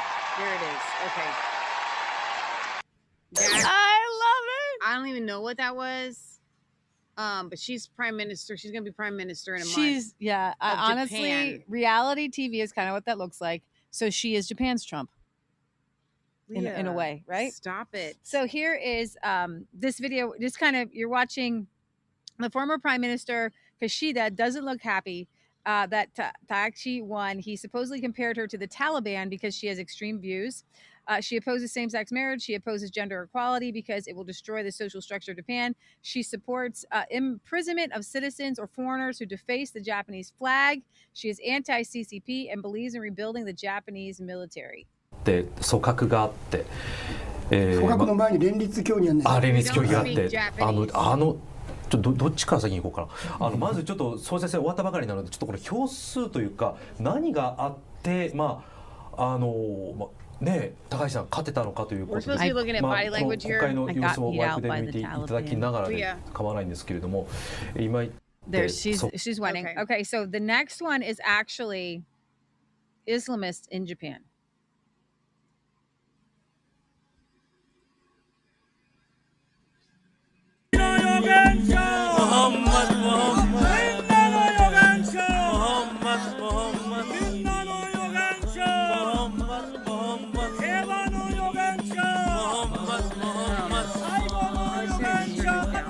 So she wants to deport these people. Okay.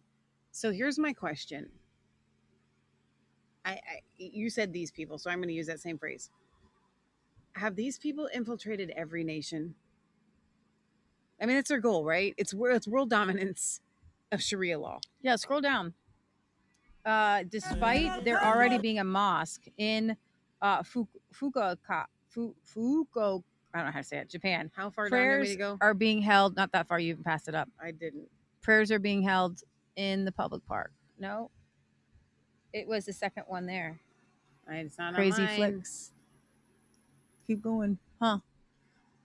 How come yours is not? And I can't even tweet it out. Shoot. There it is. Here. Keep going. There it is. So this is a call to prayer.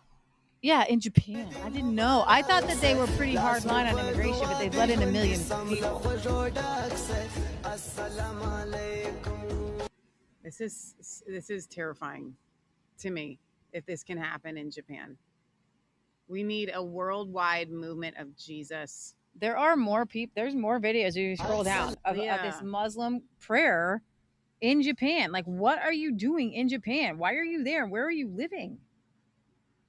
I don't have that. Well, maybe okay, here, the back button.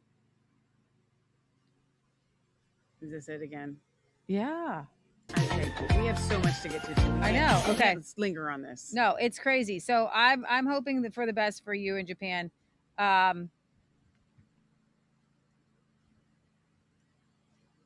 She said she gives a this one. Yeah, it started at 25 seconds, and then you just need to read her little speech here. Okay. Why are we starting it at 25? And because she's like, yeah, we're all coming together. Okay. So just go. So we're just gonna play 15 seconds. Yeah. Or 20. Okay, that's good. All right. 入れていくということ。 And everything else is so very. Let's see. To keep bringing them in. So I need to back up some. I think you're wrong. And everything else is so very different. Yet people are being brought in all together. To keep bringing them in. This policy, we must pause and reconsider it. 飽きません。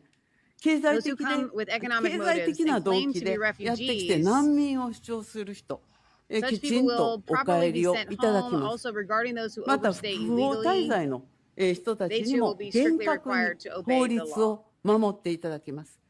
Okay.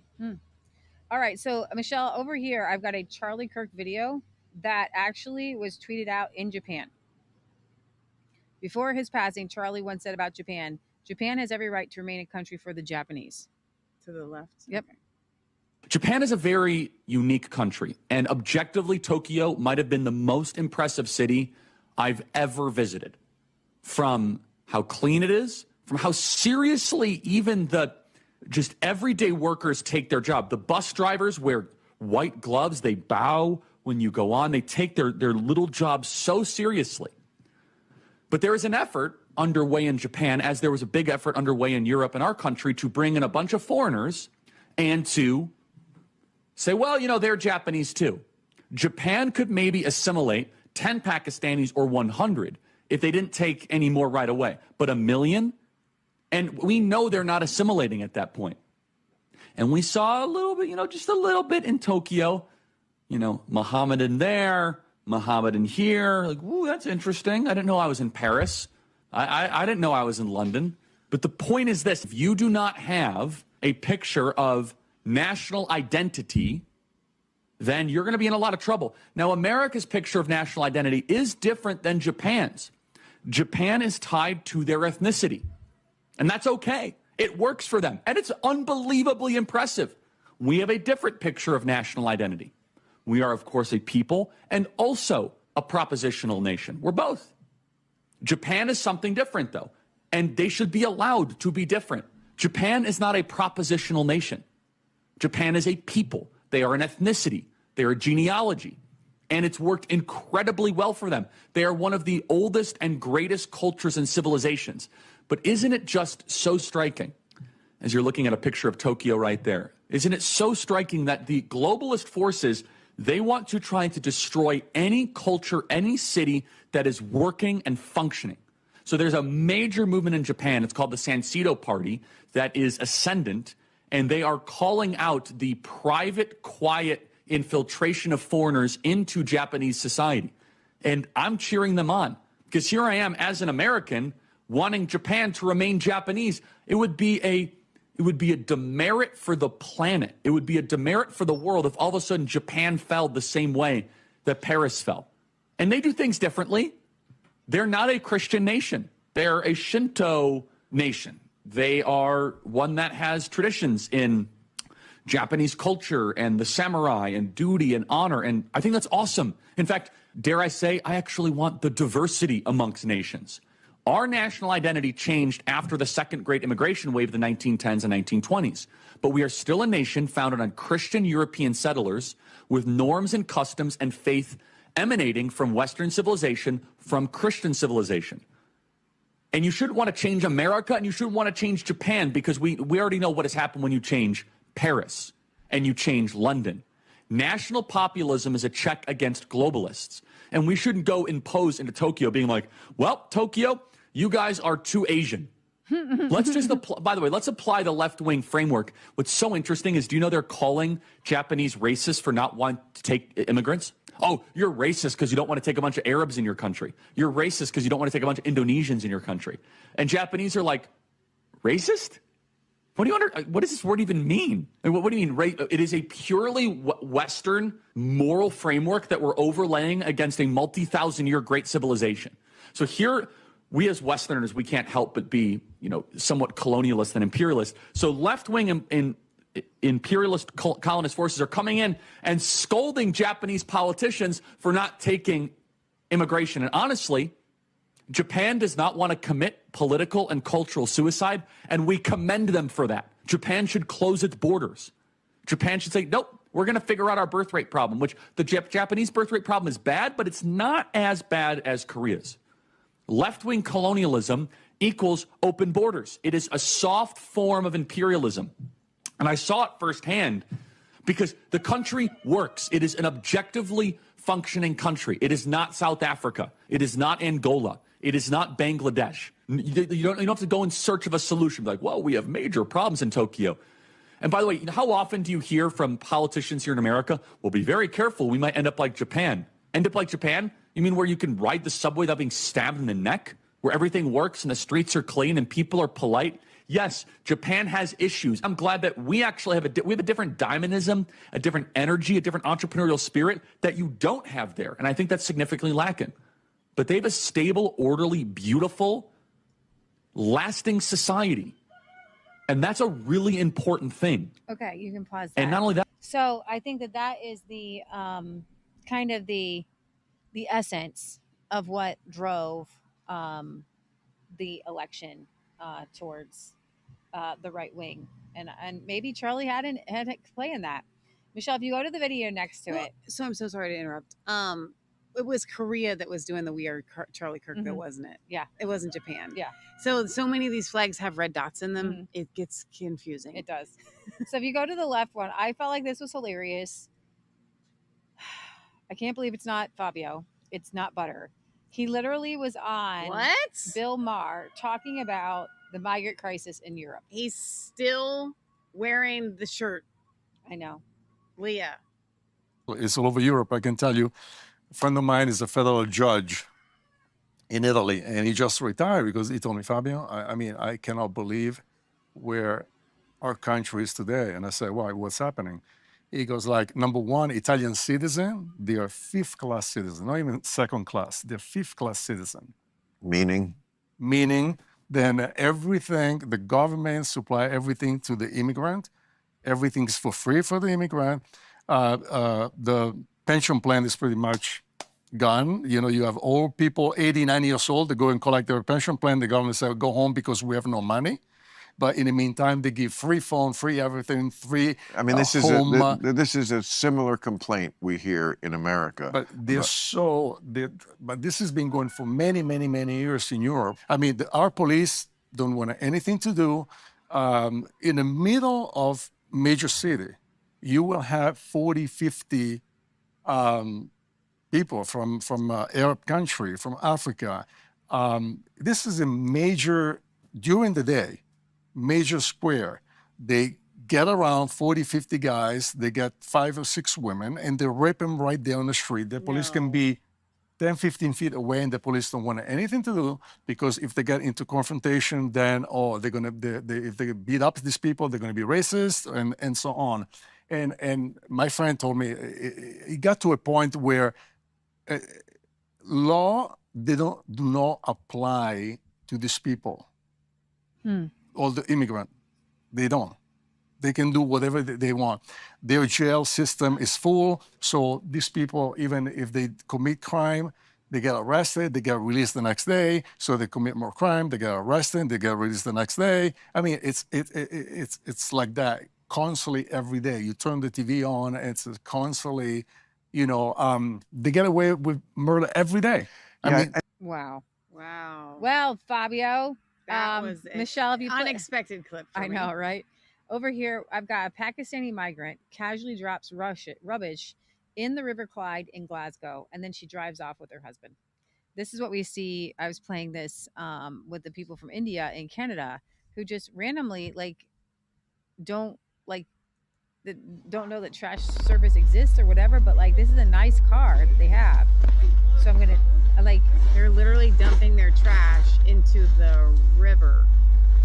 But she's gonna keep her bag so she can.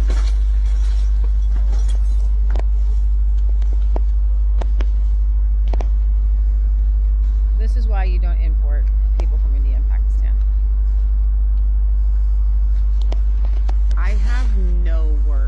Because they're just so cheap, they can't get gas service or trash service? Well, your clip here said that they don't know about the trash service. Doesn't say that. I thought that's what it said. No. Of course they know there's they have to know there's trash service. Oh my gosh. It's insane. It's just so dirty. I just don't understand it. Okay, we're gonna do a commercial break though, because I'm a fan of whatever this is. I believe, I'm not sure if it's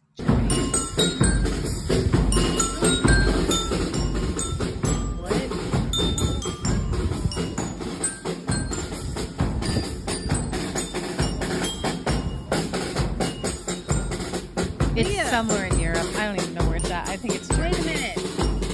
Wait a minute. Wait. This is where the people that are, you're in your kitchen and you're cooking and you're not watching our show. You're losing it. You don't know what's happening in the world. And this is what we don't want to spoil. What? This is a culture that I appreciate. I'm playing that again. I'm playing it again. For the podcast listeners. First of all, these are beautiful geese. Like not the kind of geese that we have. These are like mother goose geese. Okay? They are being marched with a master of ceremonies band in front and behind. And they're just waddling in a line following the lady playing the music down the street in the cutest little line. Never in my born days. That's what I expect to see when I go to Europe. No. That's what I want to see when I go to Europe. First of all, where do you get that many beautiful geese? I don't know. Those kind of geese. Does anybody know what kind of are those? Those are geese, right? Yes. They were not weird ducks. Those were geese. No. They had the goose face. Donna says that's what they do at home. I'm sure that's what they do at home. I'm sure that's how they convince these geese. Maybe they think they're gonna go get a snack or something.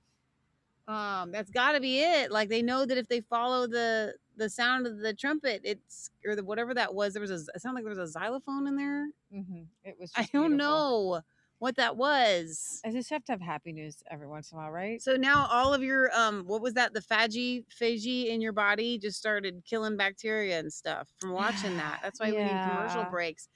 People are like, I can't watch your show anymore. My blood isn't doing what it should when I watch it. But it's not true because you guys receive the joy of the Lord by watching our show. You know it.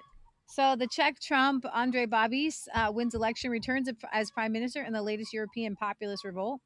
Billionaire Andrej Babis' ANO party won the Czech Republic's general parliamentary election on Saturday and is set to return as prime minister to the Central European country, raising the prospect of yet another splinter government within the EU bloc that would boost Europe's populist anti-immigration camp and reduce support for Ukraine. It would also be another booming stamp of disapproval on the EU's policies. The Babis, known as the Czech Trump, for being a septuagenarian billionaire campaigning on a populist message and passing out red caps to ardent supporters, told supporters that ANO would seek a one-party cabinet but would talk with two small parties, including the far-right SPD, for support as his party will lack an outright majority. He again rejected accusations that his win would make the Central European nation less reliable on the European Union and NATO partner. He said, "We want to save Europe, and we are clearly pro-European and pro-NATO." With 99% of voting, so he's winning. So ANO has promised faster growth, higher wages and pensions, lower taxes, and tax discounts for students and young families during the campaign. These pledges that will cost billions of euros, end austerity, and test the country's frugal mindset resonated with many Czechs. So this is kind of a win for the right-leaning parties. Very happy. Viktor Orban, based Hungary, says another victory for patriots of Europe. Andrej Babis wins the Czech elections. The Czech decided to reject EU insanity. The fact that Babis is clearly against fast-tracking Ukraine into the EU will only make him even more popular at the Kremlin. So, of course, people are thinking that, he's just going to be on Russia's dime or what have you. But I think that he and Hungary's Viktor Orban just want peace. So I want to play over. This is actually kind of a stunning election win. And I would like to play over here this Czech election explained. You can start in around second 30, I think. Patriots for Europe was in government from like capping the retirement age at 65. So 30 or minute 30? Second 30. There's 30 seconds in. Never miss an episode and always feel in the loop by subscribing and ringing the bell. And the catch-all populist movement ANO, which translates to yes. ANO is led by billionaire agricultural magnate Andrej Babiš and was in government from 2017 to 2021. Now, it's difficult to really pin down ANO's politics. They don't really fit neatly on a left-right axis. In certain respects, ANO are quite left-wing. ANO used to be in the centrist Renew grouping in the European Parliament, and in their first term, Babiš implemented a number of nominally left-wing policies, like expanding the Czech welfare state and increasing public sector salaries. Similarly, their electoral program includes a number of left-coded policies, like capping the retirement age at 65, guaranteeing affordable housing, and more benefits for families. However, ANO have also adopted some policies that are generally associated with the right. They're pretty Eurosceptic. They're generally opposed to immigration, as well as so-called green policies, or at least those that push up energy costs for Czech households. Either way, it's probably true that ANO have drifted to the right in recent years, as evidenced by the fact that Babiš appeared at CPAC in 2023 and co-founded the right-wing Patriots for Europe group last year, which includes other parties like Geert Wilders' PVV and Marine Le Pen's National Rally. Anyway, due to a severe fallout from the COVID pandemic, where Czechia went through prolonged lockdowns and suffered one of the highest mortality rates in the world, ANO lost the 2021 election to the newly formed Spolu party, which is led by political science professor Petr Fiala and composed of the conservative ODS, Christian Democratic KDU-CSL, and the liberal conservative Top 09. Spolu won 28% of the vote to ANO's 27 and subsequently entered government with two other parties, the Liberal Mayors and Independents movement and the more progressive Pirates Party. Unfortunately for Spolu and Fiala, things started to go downhill almost immediately. The government came to power at the height of Europe's energy crisis and reacted by capping energy prices and subsidising the difference, costing the state hundreds of billions of crowns. Czechia's public finances were already in a bit of a state thanks to the tax break passed by the former government, but this energy package, plus increased defence spending, forced the government to implement some controversial cuts elsewhere. They reduced pension valorisations and increased the retirement age from 65 to 67 years, while increasing taxes on property ownership, small businesses and working people. All at a time when inflation was eating away at living standards, with Czech seeing the steepest declines in real wages across the OECD. This was all exacerbated by a confused media strategy, and Fiala, who hasn't helped himself by stubbornly insisting everything is going fine,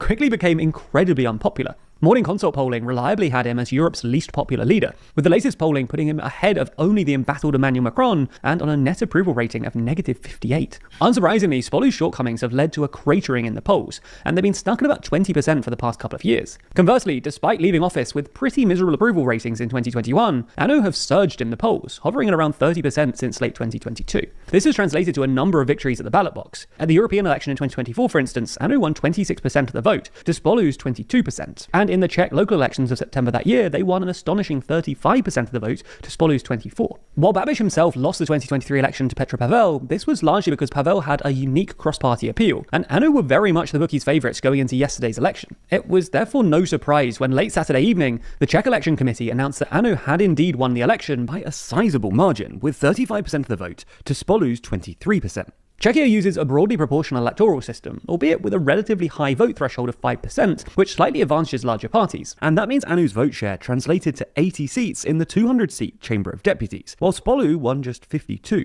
This does still mean that ANO will have to rely on the support of smaller parties in order to pass legislation. So you can pause that. Peter Sweden had tweeted out Andrew Babis won in the Czech Republic. The right-wing Freedom Party won election in Austria. Geert Wilders is leading the polls in the Netherlands. The right-wing AFD party is number one in the latest Forza poll in Germany. Marine Le Pen's National Rally won most number of votes in France. The anti-woke Vox party is rising in the polls in Spain and is the third largest in Spain. The right-wing Swedish Democrats are increasing in the polls and is the second largest party. There is a political earthquake happening in Europe. Somebody else tweeted out, yes, but in France, France banned Marine Le Pen. Bulgaria, or is it Bulgaria? Where was Colin Georgescu? Yeah, Romania banned Georgescu. Looks like Germany is in talks about banning the AfD, the main opposition. In the UK, they're arresting like people for social media posts. And in Norway, this person says police illegally tried to enter my house after I exposed how leaders in a religious cult were engaged in what many consider grooming young girls. And then somebody posted, and Japan. So there is a political earthquake. And somebody else says, well, these are just people advocating for normalcy.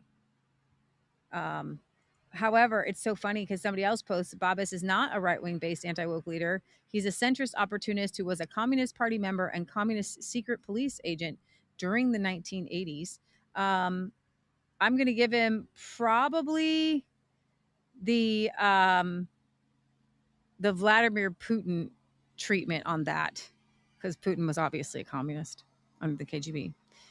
That there are people who are tired of the wokeness that may still have communism in their mindset a little bit. Obviously, I think that Babis is a little less dictatorial than Putin, but we're going to keep our eye on that. The idea, though, in the election is that the people are done with the woke and the left and the communism and the gender things and immigration. Right. And they're voting it in or out. Regardless of whether, and because I want to be really careful on our show. No, I'm not saying this for Leah's sake. I'm saying it for your sake, guys. Over the years, there's so many people that, was it Andrew Morrison in Australia? Yeah. In the beginning, we were like super behind him. We thought he was great. Giorgia Meloni, we kind of knew. We kind of knew from the beginning, but we're like hoping, that she would do well. There's been some leaders in the past where you just get caught up in they're a conservative and you just kind of really, and then they let you down. We don't know enough about Babis to say, oh, look, this is the greatest thing that ever happened. He's going to be great. In the same vein that I wouldn't say if he is Czech's Trump, well, there you go. Right.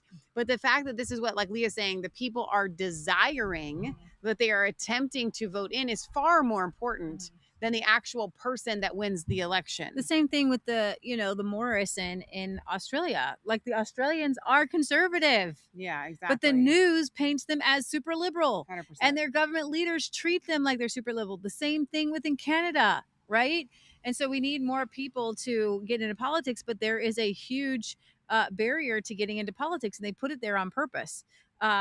Nigel has weighed in on the no digital ID. Nice. And before I have to mention on this show that there was a synagogue attack in Manchester in the UK.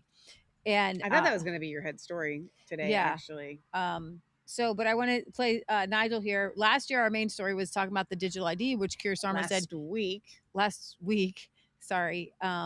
Keir Starmer wants digital ID, wants you to be tracked. You will not be able to buy. No, he literally sell, says you will not be able to work at all. Yeah. So there have been protests this week, as we expected, and there will be. But Keir Starmer, he is he is. Satan. I have to hand it to him. He's stubborn. He doesn't care. He has no feeling. So the Prime Minister says we must have digital ID. That's the way we'll stop illegal immigration. Well, think about it. Germany has ID cards, strict ID and checks. It's made no difference at all in Germany, and nor will it here. All that digital ID will be is a means of controlling the population, of telling us what we can and can't do, of fining the innocent. And didn't we see it all when we had the pandemic, when you had to have vaccine ID to travel, to do various things? Did that stop the COVID pandemic spreading? Did it hell? All it did was put cost and inconvenience on everybody else. I also worry about massive data banks being held by the government, being hacked by foreign governments, by private companies, by criminals. I do not see a single benefit to the government having digital ID other than them controlling what we do, what we spend, and where we go. And we, in Reform, are wholly opposed to it in every single way. I really like his paisley tie. Just pointing that out. Amen. Well said, Nigel. You guys have to push back on this. And here's the good news. I would like to encourage you on something. I do believe, not just from my gut or spidey spiritual senses or whatever, I don't know. I think we will see a Nigel Farage prime minister at some point. So if they do implement a digital ID, I would believe that Nigel would walk and Reform would would get rid of it. Well, the more Keir Starmer acts like a crazy man, the more he's just pushing people towards reform, which is weird. And so I want to go over here to GB News. There was a synagogue attack in Manchester in the midst. This needs to stop now. Of the craziness of this terror attack. The police shot an innocent person. That was Leeds this evening. These people have no shame. So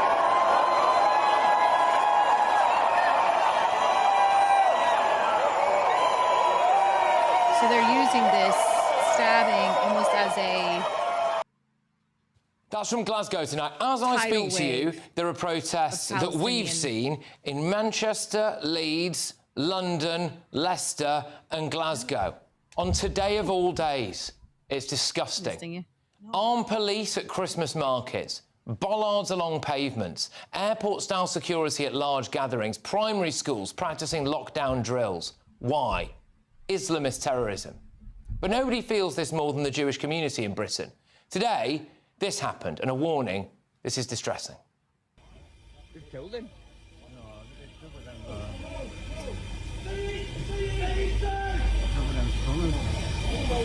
Hell, Lucas. Everybody else, get back! If you're not involved, move back! Get away! Somebody stay with casualty! Everybody else, he has a bomb! Go away! He's got a bomb on him! He's got a bomb! Mate, he's got a... Man, he's got a bomb on his jacket, mate! He's trying to go in a...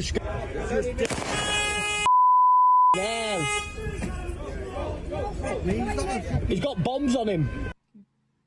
2 dead, 4 critical after a bearded man wearing a fake explosive device rammed a car into Jews outside a synagogue in Manchester, then tried to slaughter as many as possible with a knife. Do you have security at your church?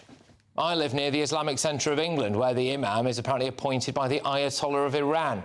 Never seen any security outside there. Why do Jewish schools and synagogues have to have security? It's because of how many Islamist terrorists we have in Britain. For me, this attack was very close to home. I went to school a few miles away from the attack. My friends had their bar mitzvahs at that synagogue. One of my friend's grandparents was attacked and is apparently still in hospital. Wow. Sir Keir Starmer said the attack was a shock. The attack in Manchester this morning is absolutely shocking, and all of our thoughts are with those affected. I'm on my way back to London. When I arrive, I will chair an emergency COBRA meeting. I spoke to my friends today. It's not a shock. I want to tell you what they told me. We've had swastikas painted at Jewish cemeteries. Jewish shops have been attacked. We have to live with the threat of Islamic extremism every single day.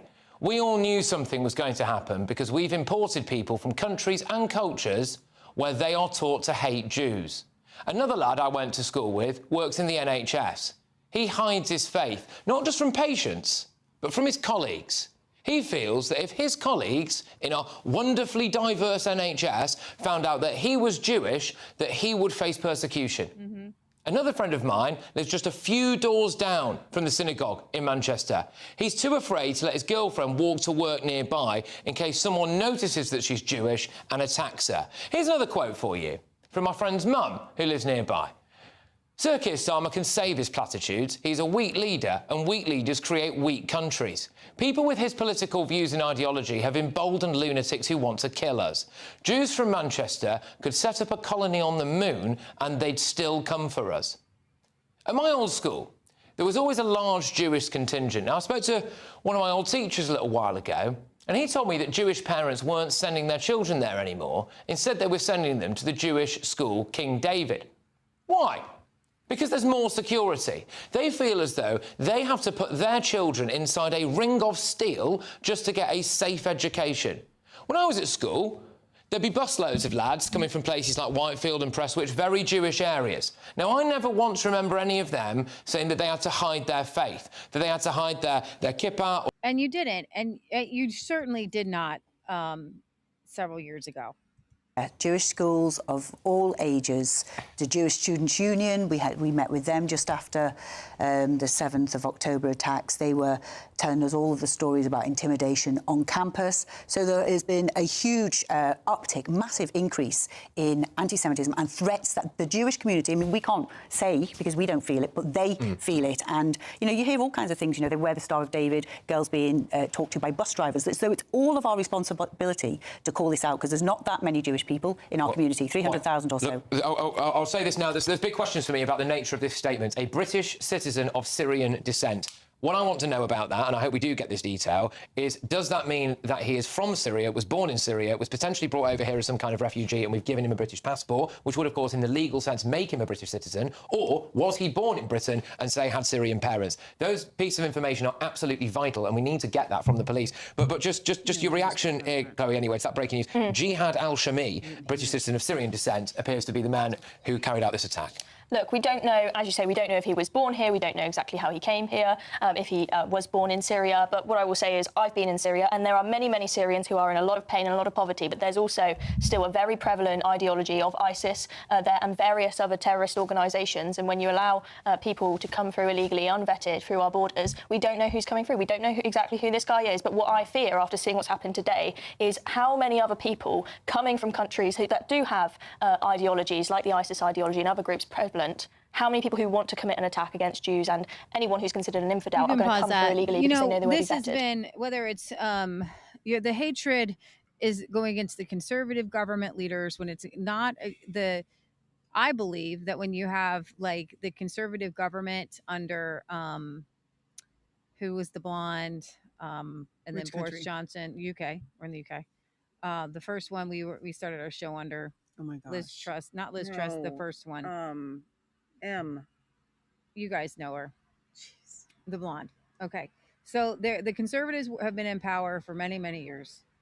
And she was ousted for Boris Johnson. I believe that the radical Islamists were attacking British citizens at that moment.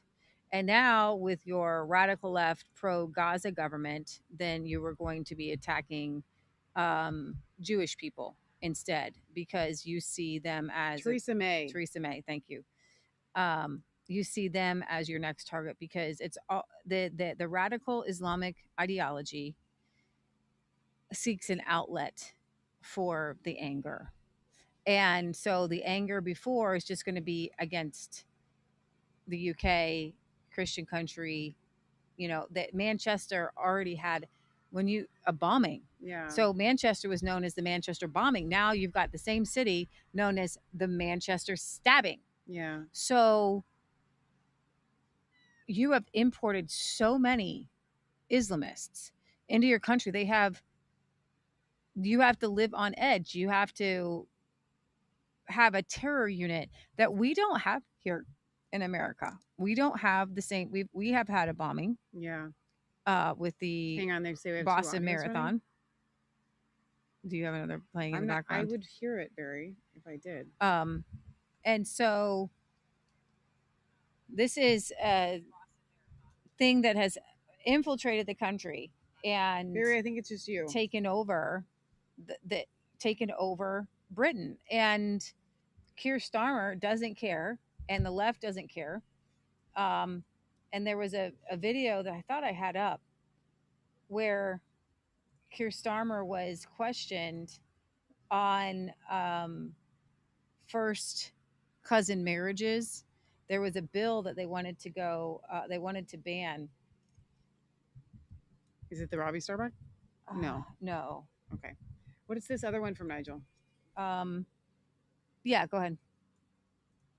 The scenes of Jewish people being butchered on the streets of Manchester yesterday, I think, have shocked many of us deeply, deeply to the core. And I want to extend, on behalf of myself and our party, our absolutely most sincere condolences to all of those affected. But it's worse than that. It's bigger than that. It's deeper than that. I think the whole Jewish community in Britain are now deeply fearful. Within just a few hours of this horrific incident, we saw in London, Glasgow and elsewhere pro-Palestinian flags on the streets, people out, previously unplanned, demonstrating, but here's the truth of it. They weren't demonstrating, they were actually celebrating. I can't even imagine we've ever seen such vile scenes on our streets, certainly not in my lifetime. In response to this, the Home Secretary, Shabana Mahmood, says she's disappointed. Disappointed. That's the most the Home Secretary can say. Well, I hope all of you watching this video are outraged. Outraged and frankly frightened. This is broken Britain. This is evidence of societal breakdown. It is deeply worrying and very frightening. Will this Prime Minister do anything about it? No, in fact, he's emboldened these people by his recognition of Palestine 2 weeks ago. And never forget, this is the Prime Minister that took the knee just a few short years ago to an extremist group. Now, there is a big, big march planned in London this Saturday. And I think the only way we can describe it is a hate march. Whether the Home Secretary and the police decide they've got the powers to stop it, I don't know. What is for certain is we're a country that allows peaceful protest, but we're not a country that allows the celebration of murder or slogans in our street that are deeply, deeply insightful. I must admit, saying this now to you today, I feel more worried about the state of broken Britain than I ever have before. Wow. So this week, Michelle, I don't know if it's possible for you to bring up these last three tweets that I just opened up, but this is disturbing to me. And I know that Joe Rogan spoke about it. Because of the UK being kind of an incestuous nation on its own, you guys do not ban first cousin marriages. So would it be these searches or this? Yeah, The it would concerned be citizen? those. I think it would be these three here, maybe. So not the searches, the GB News clip, Wall Street apes clip, and then I can't believe this is real. So the Telegraph, in an insane deal, the UK's largest newspaper actually had a title of a article, which I'm not going to open up. I can't open up because I'm not subscribed to Telegraph.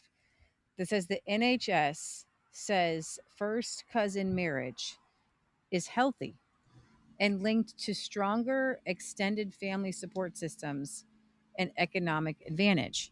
So I'd like to play this guy if you have him up at all. I have the Wall Street apes. Is that good? No, that's not the one I want. Okay. I want That's this the one you guy. okay. Wait. Let me see. Maybe you don't have this guy. I have there's tons of cousins. Yep. That's one you want. This is the one I want. Okay. You're This is freaking the- me out with this subject here. I know, me too. Shocking facts while you bring that one up. No, it's up. This Ready to go. this one. You just said this I know, was the no, one you this wanted. one, this But one. you literally, I said No, this one, and no, you said I yes. said this one. But I wasn't looking over there. I'm okay, looking at my I said screen. no, this one. This one. This is Shocking facts exhausting. about I don't know Islam. that I have that. I can just. I keep just trying. tried. I just keep opening them. A lot of them are the same ones.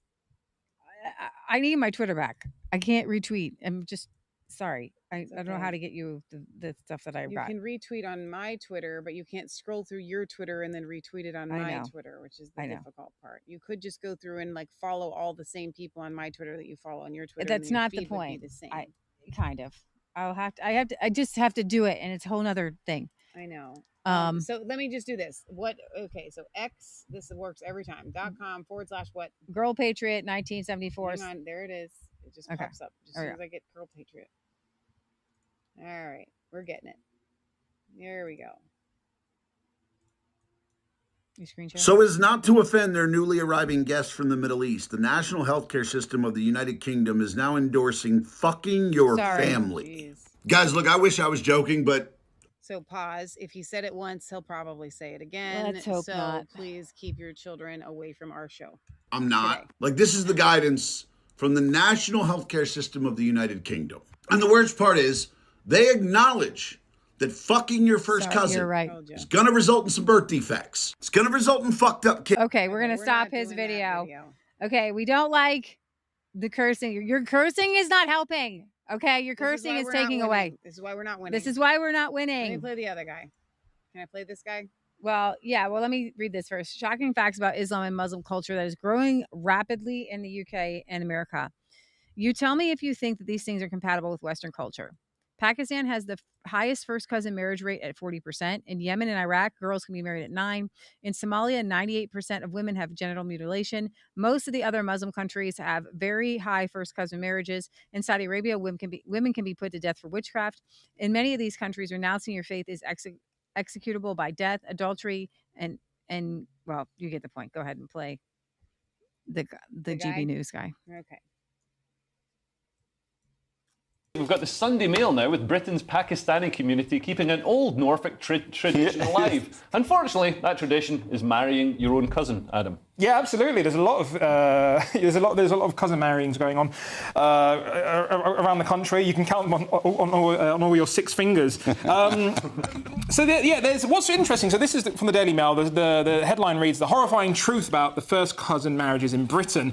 Now, what's interesting about this, why it's they referring to it as being horrifying, is because no council seems to have any sort of record of how much of this is going on, because it's not required to sort of keep track of this. So we don't know. All we do know, the last bit we do have, is saying about 10 years ago that it was thought to as much as 37% might be within the Pakistani community, might be sort of within cousin marriages. Well, yeah, and there's studies that show even higher than that, and I can understand why so many councils don't want to record this data, because it could be used by people like me to make fun of stuff. But yeah, there's a 5-year study in 1993 by Bundy and Hallam that found that 75% of the Pakistani community in Bradford had cousin marriages. That's higher than in Pakistan, where it's just 64%. Well, it's different with Bradford, isn't it? Because if you do have like inbreeding, it does heighten the risk of birth defects and delays and like learning and speech problems, and that's just on top of them coming from Bradford. So there's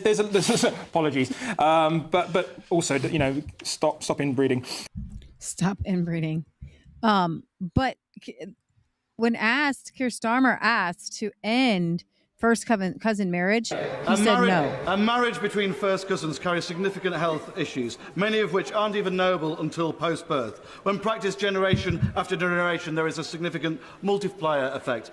In addition, the real impacts for the openness of our society and women's rights in our country are also significant. After all, there are significant dynamics in sharing the same set of grandparents. On Friday, this government has a choice to let my bill go through to ban first cousin marriage to committee stage. Will the Prime Minister think again before instructing his whips to block this legislation?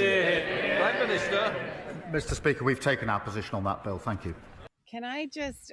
Keir Starmer has to be in favour of first cousin incest. Okay, so I have a legitimate question here. Okay? I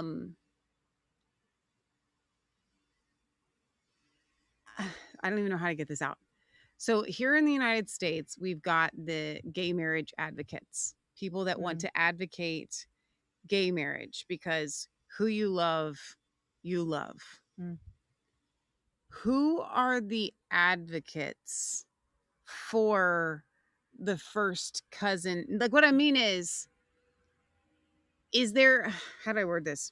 Okay, we have openly gay couples all over America who would love to be able, and they can now, well, before God they can't, but like legally become husband and wife, okay?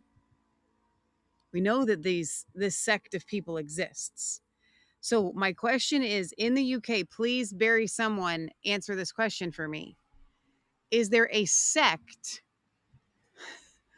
of first cousins who are married that form a group? Like, are they do you understand what I'm trying to get at here? Like, because without that group, you can't have advocates. Yeah, it's the whole Pakistani Muslim community. They all marry. In Pakistan, it's 64% of Pakistanis are married to the first cousin. That guy just said that 75. The study way back when said 75% of UK Pakistanis are married to their first cousins. Okay, but here's the interesting thing, and you all in the UK know that we love you. Please receive this well, or at least not offense. Don't be offended. We joke about you guys. marrying your cousins, marrying your second or third cousins within the family, and that's why some of the deformities exist. Right. This is well known. Right. So it's not just the Pakistanis. This is already something that is ingrained in the society of the UK, that like it's okay. Line breeding is good. Line breeding is not good. You can we say this about our pigs. You can do it to the first generation, and after that, no more. Gonna have, Okay, so I'm going to finish up our today's show talking about the Nigerian Christians who are being slaughtered. I want to always bring attention to that. Bill Maher brought attention to that. I know that I ended the show. I'm sorry, guys. Last week, there was an accident right on the corner, and I let a video play, and I decided to let it play. If we had done an outside show, you would have seen the whole I know. thing. Yeah. That's so we actually, they're okay. It was a French couple. Accidentally pulled out in front of a young man on our corner, and I was doing the world news show, and I was talking not just with the French couple and their baby who had glass fragments on his head, and in the middle of our show, like he's bleeding, so I had to stop the show. So forgive me for not coming down sooner, but taking care of our new friends here, and they came. They did a farm tour. And, waiting for their other French friends to come back. And it's just very interesting because that day I had prayed that God would bring church to us. And that was I got to be the hands of Jesus and feed and give him some water. And it was great. But in the midst of it, I didn't get to finish talking about the Nigerian Christians. Yeah. Now, I left you on a video that was talking actually kind of that there's a little bit of a conspiracy around this story, and that the attention given to the Nigerian Christians is not coming from the right motivations. There are other motivations behind it. However, Nigerian Christians are being slaughtered and are being killed, and I do want to bring attention to that. So let's play this video here. Christians in Nigeria refuse to renounce the faith after Islamists burned their church down. Oh, wait, hang on. I might have lost somebody. Oh, are we frozen? Well, I can make this big, but I.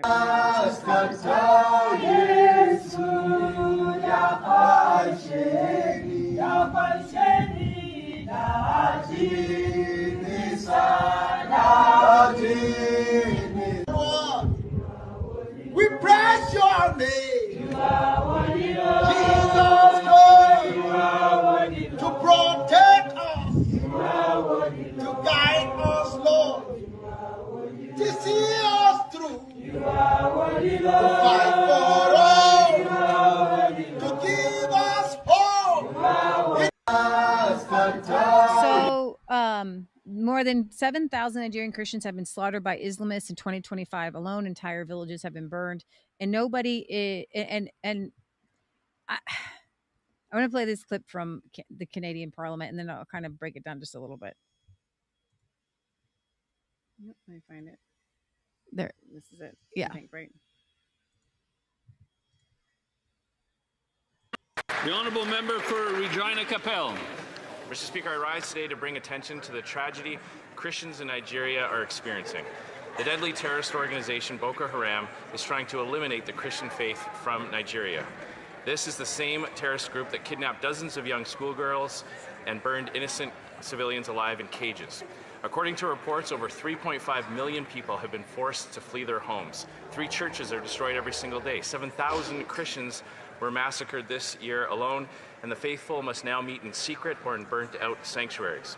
Sadly, the world is turning a blind eye to the plight of Christians in Nigeria. There are no embedded journalists covering the violence. There are not daily updates. Politicians around the world are not asked questions about how they will respond. We cannot ignore this violence and tragic loss of life. We must speak out and shine a light on what's happening so that people can donate to relief efforts and provide support to those displaced by violence. To my brothers and sisters in Christ, we know you know the power of prayer. We will not forget you. Stay strong. Keep the faith. Wow, that's powerful. So last week, though, I played a video by a man named David and he actually has compassion and was researching the Nigerian Christians. Michelle, I don't know if you can just plug this in. Yep. And he's saying that there might be something a little bit more nefarious to, unfortunately, all of the news here about the Nigerian Christian slaughter. A senior fellow at the US Policy Research Institute is trying to set Nigeria on fire. And however bad that may sound to you, it's so much worse than what you think. Here's what is happening. The American Enterprise Institute is a private non-profit founded in 1943, which has grown into an institution that is effectively the beating heart of the US economic and political establishment. This is not just a respected conservative think tank. This is a body that has the entire who's who of the US establishment elite either sitting on its board or among its many, many funders. And speaking of funding, it has funding from all the regular suspects. Ford Foundation here, Gates Foundation there, Kellogg, the other place. The AEI has real clout in the US. The sort of clout that enables it to influence legislation and foreign policy. The AEI is so influential that it was single-handedly responsible for the entire Iraq war strategy under George Bush Jr. In fact, the Project for a New American Century, which was the think tank whose work between the late 90s and the early 90s basically shaped the geopolitical world that we live in today, reportedly rented its office space from the AEI. I'm mentioning all of this to create a mental reference for just how powerful this organization really is. Essentially, if the AEI adopts a policy position and puts it forward, there's a very, very real possibility that it could become US government policy, which also makes it one of the most powerful non-profit organizations in the world. And 9,000 kilometers away from Washington, in Nigeria, two things are happening. The first is that a series of deadly attacks against Christian communities in the country's middle belt and north have severely raised the risk of chaotic sectarian warfare of the sort witnessed in the Central African Republic in 2013. Between 2019 and 2020, I was part of a research team that worked on a documentation project tracking these attacks. That project resulted in this report, which was presented to former US Secretary of State Mike Pompeo in 2020. The report showed that these targeted killings met many of the legal definitions for genocide, and it formed the basis for his decision to designate Nigeria as a country of particular concern shortly before he left office. Now, the second thing that is happening is that a few hundred miles to the southeast of this violence, a different type of violence is taking place. This time, because it's not religious but ethnic. The indigenous people of Biafra, IPOB, a group that emerged from relative obscurity to national notoriety over the past decade, led by its charismatic director, Nnamdi Kanu, is on a rampage, or at least a faction of it is. Now, I don't want to bore you with Nigerian history, so cliff notes. During the 3-year Nigerian Civil War, also known as the Biafran War, between 1967 and 1970, an estimated 3 million civilians on the Biafran side died, mostly as a result of starvation due to a Nigerian federal blockade. Most of these casualties were from Nigeria's Igbo ethnic group. And while Nigeria's government has never officially recognized these events as a genocide, there is very little doubt about the true ugliness of what happened all those years ago. While the end of the war in 1970 did not lead to the end of Biafran separatism as an idea, it was the emergence of Nnamdi Kanu and his IPOB group over the past decade and some that turned that residual bitterness into a political ideology. A violent political ideology. People must go to the bush, ambush them. Go to the bush, you need to cut them off from the back, ambush them, take their guns from them and kill them. These are animals, are not human beings. They may be wearing police armor. They are not human beings. These are terrorists from Niger. These are terrorists from Gambia. These are foreign terrorists from Chad. They are not human beings. Disarm them and kill them. If you allow them to scare you off the streets, your life is over. Your life is over. And I want Lagos airport to be on flames. Boost the perimeter fence. Go and burn down Lagos. Anybody, if you have double barrel, if you have pistol, anything you have, give it to them, let them go and kill them, penetrate the airport and set Motoram Airport on fire. Set it ablaze right now. Then the world will listen. You are dealing with animals. Fulani Janjaweed, they are animals. They do not reason.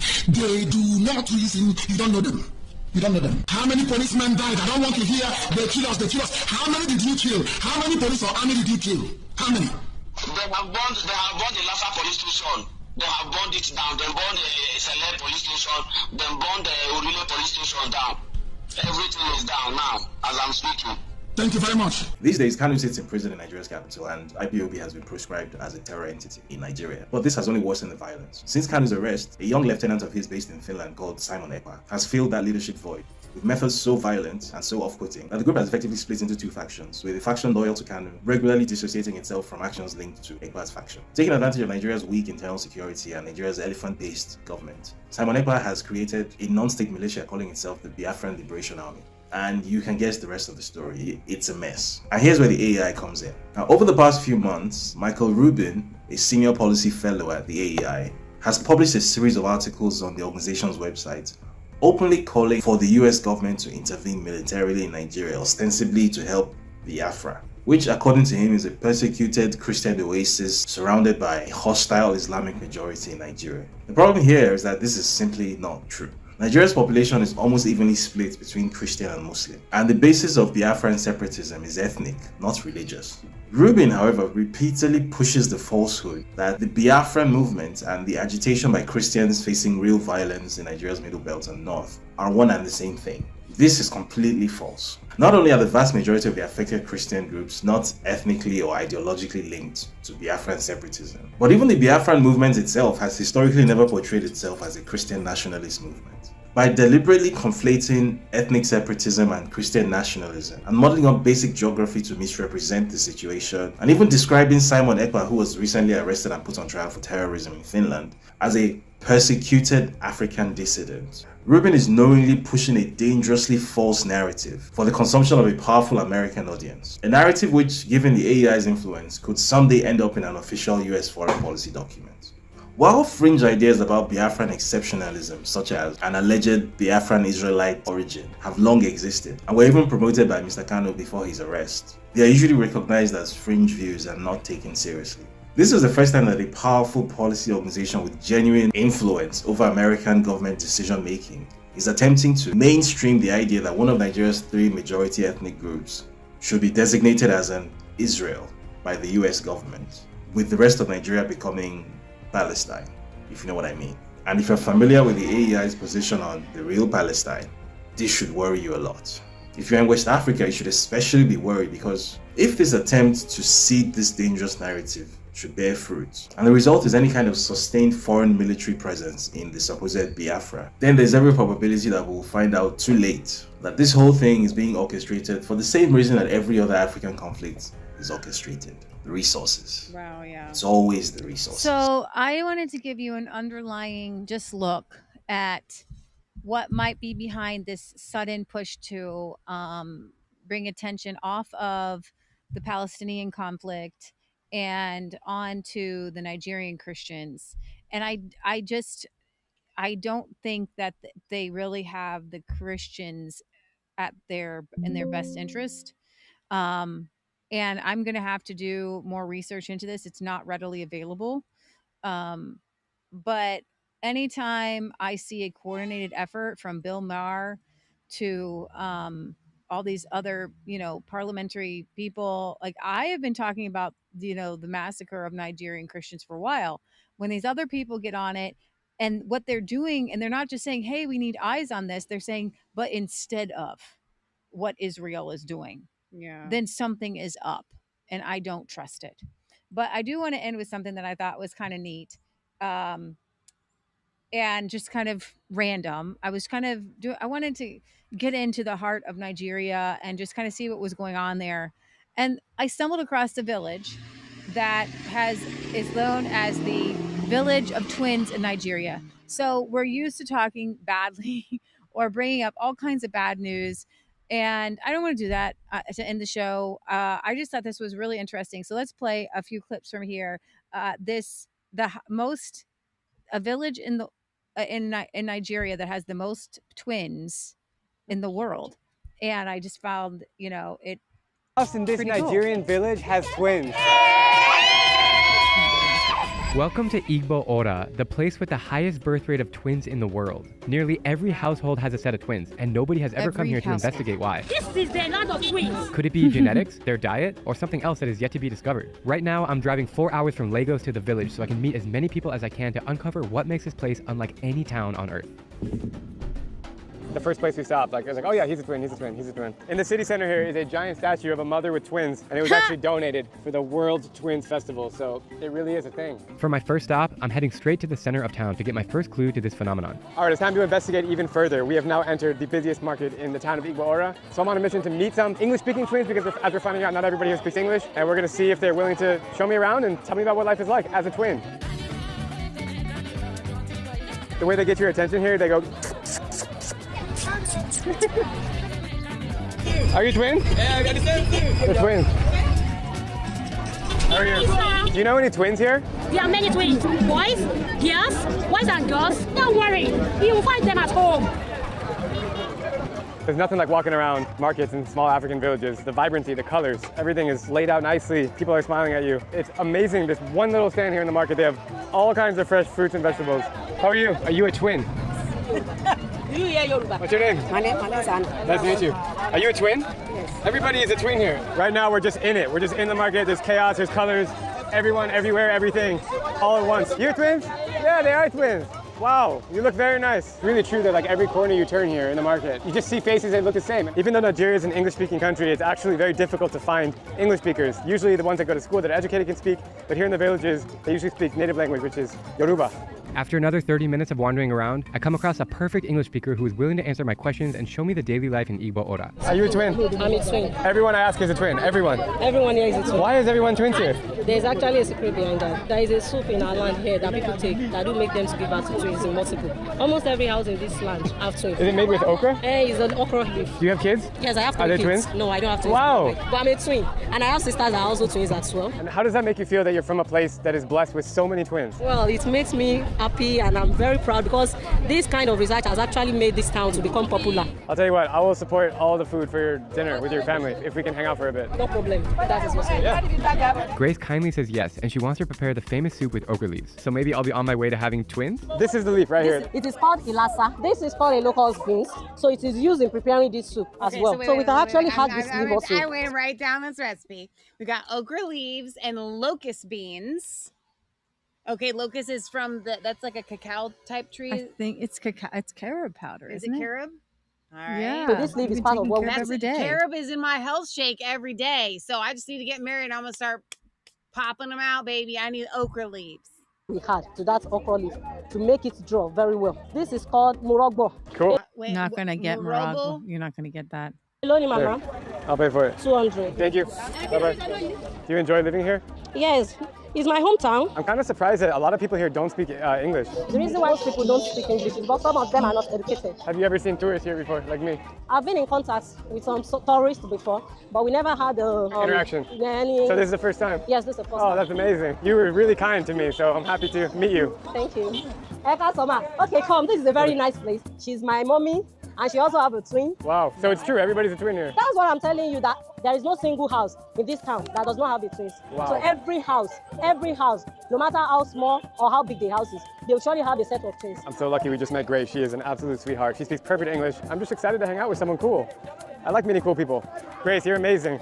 Thank you. You're very sweet. We've gathered everything we need from the market, but Grace has a few things to do before dinner. In the meantime, I'm heading around town to find more answers to the land of twins. We just showed up to a random school here and we went in the classrooms. Every single classroom here is a twin. Did you know that Igbo Ora has the most twins of any village in the world? Yes, in this town, more than anywhere, any place in the world. And why do you think that's the case? It is work of God. Secondly, relationship by the vegetable and the water. The principal invited me to visit some classrooms to meet some twins. I have a soft spot for kids as I was once an English teacher myself in South Korea. Wow.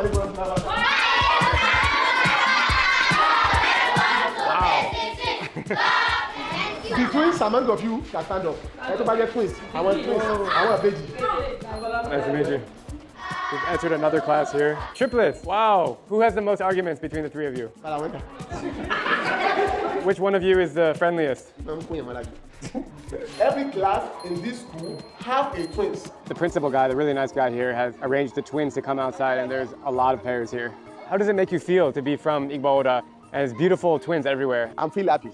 I'm proud of my town. And there is a special carnival every year, which many visitors came around the world to visit this town. What do you want the world to know about Igbo Ora?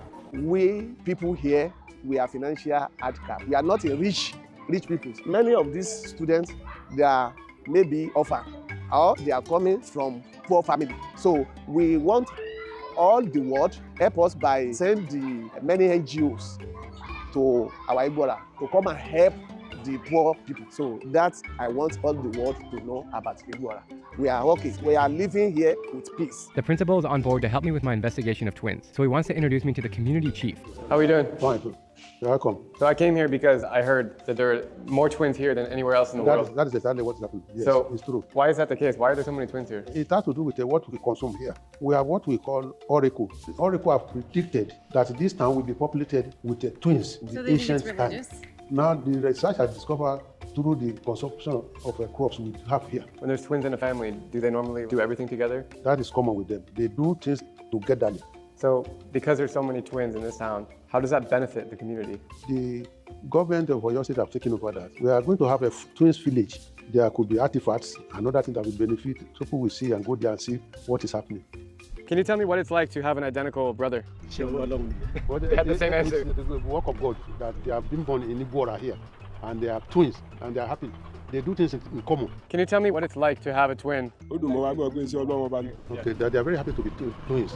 They eat the same food. The dress is good, commonly. Do sometimes some of your friends, do they mix you up for who's who? So it does happen? Yes. Are there any disadvantages to being a twin? No.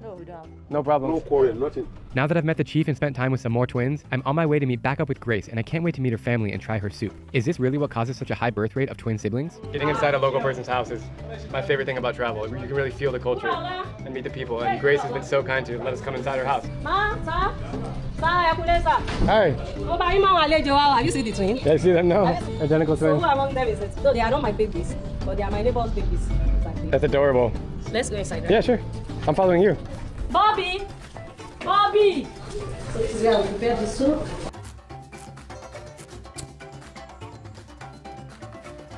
Do you prepare food every day for your family? Yes, I prepare food every day. That's nice. Do your kids help you cook? Yes. Do you work? Yeah, I'm a teacher. You're a teacher. Aha. This is Grace's kitchen. It's tucked into this tiny little corner of the house with these cement walls. And actually, it keeps it cool in here. It's super hot outside, but in this place, it's very, very, very cool. Grace lives in a lovely 3-story compound with her kids as well as many of her cousins, and it brings me a lot of joy to see how she looks after them. Before we sit down to eat, she mentions that we forgot to buy the meat, so we are heading out again, and I want to learn more about her as a person. If you could travel anywhere in the world, where would you go? Oh, actually, I've been anticipating, and I've been waiting to travel down to either USA or Canada. To be honest, the US is cool. I love the US, but here is way more vibrant, way more action, way more things to see. Than the US? Although that's where we're going. But better than I need. What kind of meat is it? It's cow meat. What's up, bro? Oh, fine. The food. Yeah. Is that good? Yeah. What I love about coming here is everybody like knows each other. Everyone's friendly with each other. Yes, yes. You know? Bye-bye. Okay, So are you happy? Is life good here? Are you content? Yes, I have my kids with me here. So life is good. People are nice here? Yes, people are nice. You know, some people are scared of Nigeria. Like some, Yes, you know, they think it's dangerous. They hear about Boko Haram. A lot of things are happening here, but when we talk of security, it's not as if Nigeria is that bad.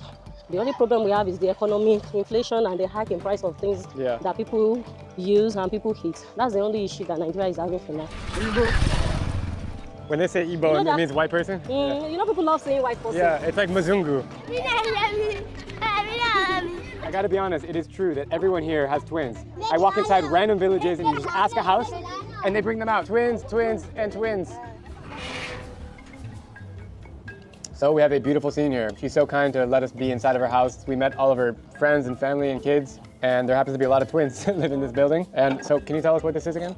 What's in it? That is okra leaf. We call it lasa. So this is the secret sauce of the twins. Yes, yes. So if I eat this, I might produce twins with my wife. Yeah, you might. And this is cassava, cassava flour, and it's basically the same texture as Play-Doh. Very, very sticky. It's a substitute for bread and for rice. It's crazy to think that, if it is true that it is the soup to have them produce more twins, it's crazy to just see it happening. Like the generations, they just keep eating it, and they produce twins. It's expensive to have kids. So is it ever a problem if a family has too many twins? Some families, the moment they give birth to like, maybe their first set of children is twins, some family will just stop giving birth because of the belief that they will not be able to take care of them if they are more than that. Got it. I got my plate of meat. This is cow skin, and we have the soup and the cassava. Put it on your hands. It's really, really, really gooey and sticky. You just dip it in the soup. It's very delicious. It's quite salty. It's good. Okra leaves. It's spicy too. There's a little spice in there. This plate has a lot of textures. You can see with the cassava mixed. You just kind of get it all over your fingers and then you lick your fingers basically. This is way better than it looks. Like when you just look at the visuals, it just looks like spinach, you know? But when you taste it, it's all this spice, all this like different flavors inside. What was your thought when you saw me in the market earlier? The moment I saw you then, I knew that you are there for research. Right now we are in the computer age. I've always loved creating content, but I've not been chanced to be doing that. So the moment I saw you, I saw it as an opportunity for me to be able to come. That's awesome. Anything else you want the world to know about your community? Nigeria is a very good place to be. Anyone that wants to come here, apart from being a town of twins, there's a lot of history about it. Love it. No one knows for sure why there are so many twins in Igbo Oda, but what is clear is how deeply twins shape the town's culture. Twins bring joy, unity, and a strong sense of identity, and that is something to be celebrated. But we're not Okay, that's good. No, that's good. I love it. I love it. That's so interesting. So And now I want the soup. I know. Even though it looked a little weird, I could do without the dough thing. But what if it is the dough thing? Cassava. A lot of cultures eat cassava. I don't know. They said it could be in their water, so you're sunk. Because it's only there. Like, I'm sure. So for the podcast listeners, what I'm observing is that it looked like most of the twins were identical twins. And so that kind of gives you a little bit of a scientific insight into what's happening. It's not the fraternal twins. No. So we're not getting 2 eggs. We have 1 egg that's splitting. That has 2 sperm entering into it and splitting off. So interesting. I know. That's cool. That was really cool. And then, like Leah said, for those of you that are just joining us now, you missed, I think it was Steelers or somebody that had mentioned twins with the blood thing that I was saying earlier. To kind of like prophetically predicting your show today, which is super cool. Steeler says, it is great. I was born in Ohio where they do this with twins. Oh, do they do that with twins in Ohio too? Somewhere? Twin festival, maybe? I'm sure everybody has, but from what we just watched, that's like the twin capital of the world. Mm-hmm. Like more twins there in Nigeria than in any other place in the world. I would think it's also genetic, though. I think that it's got to have more to do with the bloodlines. Mm-hmm. You know what I mean? That seems to make the most sense. I don't know. Leah, is that your show? Yep. So excellent show from Leah there. We don't have to play any kind of extra on the outro here today. But I would like to, and normally I would, but Leah wanted to end the show a little bit earlier than normal today, which is why we tried to get started a little bit earlier. I didn't tell you guys what happened to my knee because I really don't know what happened to my knee. I literally was coming around the setup here and my knee hurt so bad. It was the pain of having broken a bone, and it subsided within like 15 seconds because I sat down, I took the weight off of it. And so I sat there for a minute and I was like, okay, maybe that was just some sort of fluke thing. And so then I got up and tried to continue getting everything ready, and it happened again. And I just started crying, and I was like screamed for Leah because it was so excruciating. And she gave me, I do want to advertise for this today because this is a really big deal. She gave me the CBD tincture from Organic Body Essentials. I took a dropper full and I put it on my knee. And so as I was going about finishing getting things set up, it was still like doing like cramping and like hurting. I was really, really worried about it. But since we've been doing the show, I haven't felt it at all. And so I'm going to attribute it to the Organic Body Essentials extreme terpenes that Leah had me take a dropper full. 3,000. This isn't the 3,000 example, but we usually do the I think it's 3,500. Is it? I think it's 3,000 because that's 1,500. Right. I normally will tell you guys to take half. Get the 3,000 and then take half for your pain. But because she was like, I think my knee is going in and out, and it was like super pain. I was really worried. Like I knew it wasn't going to be something like go to the hospital worried, but like I was worried if I was even going to be able to do the show. Yeah. Because the pain was so bad. But here's the thing. I just noticed in my personal email today from Vicky, well, not personally from her, but in my email, this went to everybody. Because the Prime deals, she always tries to do sales when there's Prime deals, 20% off of everything. So all you have to do is to get the 20% off is to shop there. But if you want her to know you came from us, use promo code RC. The 20% will still apply because she has made it so that our promo code works with every single discount that she has. Yes. That way you say, hey, Resistance Chick sent me, but go to organicbodyessentials.com, click on the CBD. This is what we always send you guys to, and go to the extreme terpenes. I think that the 3,500 is the best, or excuse me, 3,000.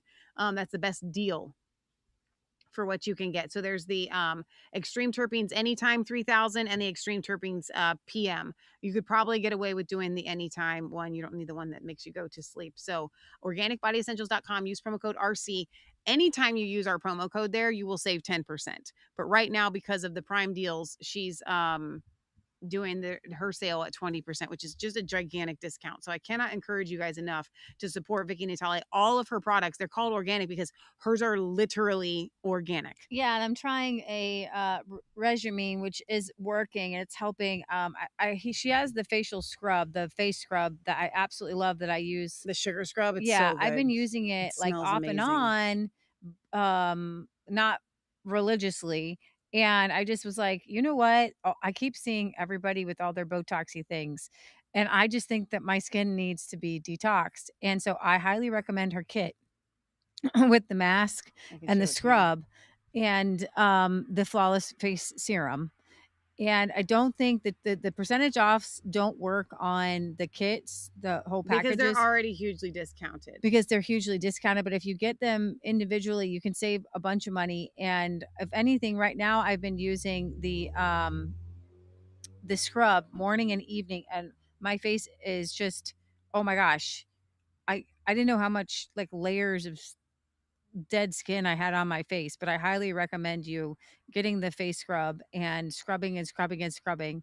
And I think it's been helping a lot. So that's my favorite thing that I'm using right now, which is the silky smooth face scrub. And it's well worth it. And then if you pair it with the mega antioxidant face mask, you will feel amazing. No, So- it does. It does. And so since Leah's been recommending it, I've been doing it every day as well. And I love it. I was looking at my face today. I was like, wow, my skin looks so good. Like my pores are cleaned out. I was like, geez, I need to do a little bit more of that. I know. So, I was able to, because I am an essential oil aficionado, connoisseur. I was trying to figure out what her essential oil was in there. That overwhelming smell that you smell. It's so good. It's Lang Lang. So the reason why I wanted to point that out, she doesn't say that in that I'm giving away her secrets. She doesn't say that. I can just smell. It's a very strong Lang Lang smell. Lang Lang balances your hormones. It's good for your skin. So it's even more like awesome than just a sugar scrub. So organicbodyessentials.com, the flawless face serum, the sugar mask, the sugar scrub, and the grapeseed face mask with the extreme terpenes. That would be the order that I would place for your first order to get that 20% off, because it's just, the stuff is so amazing.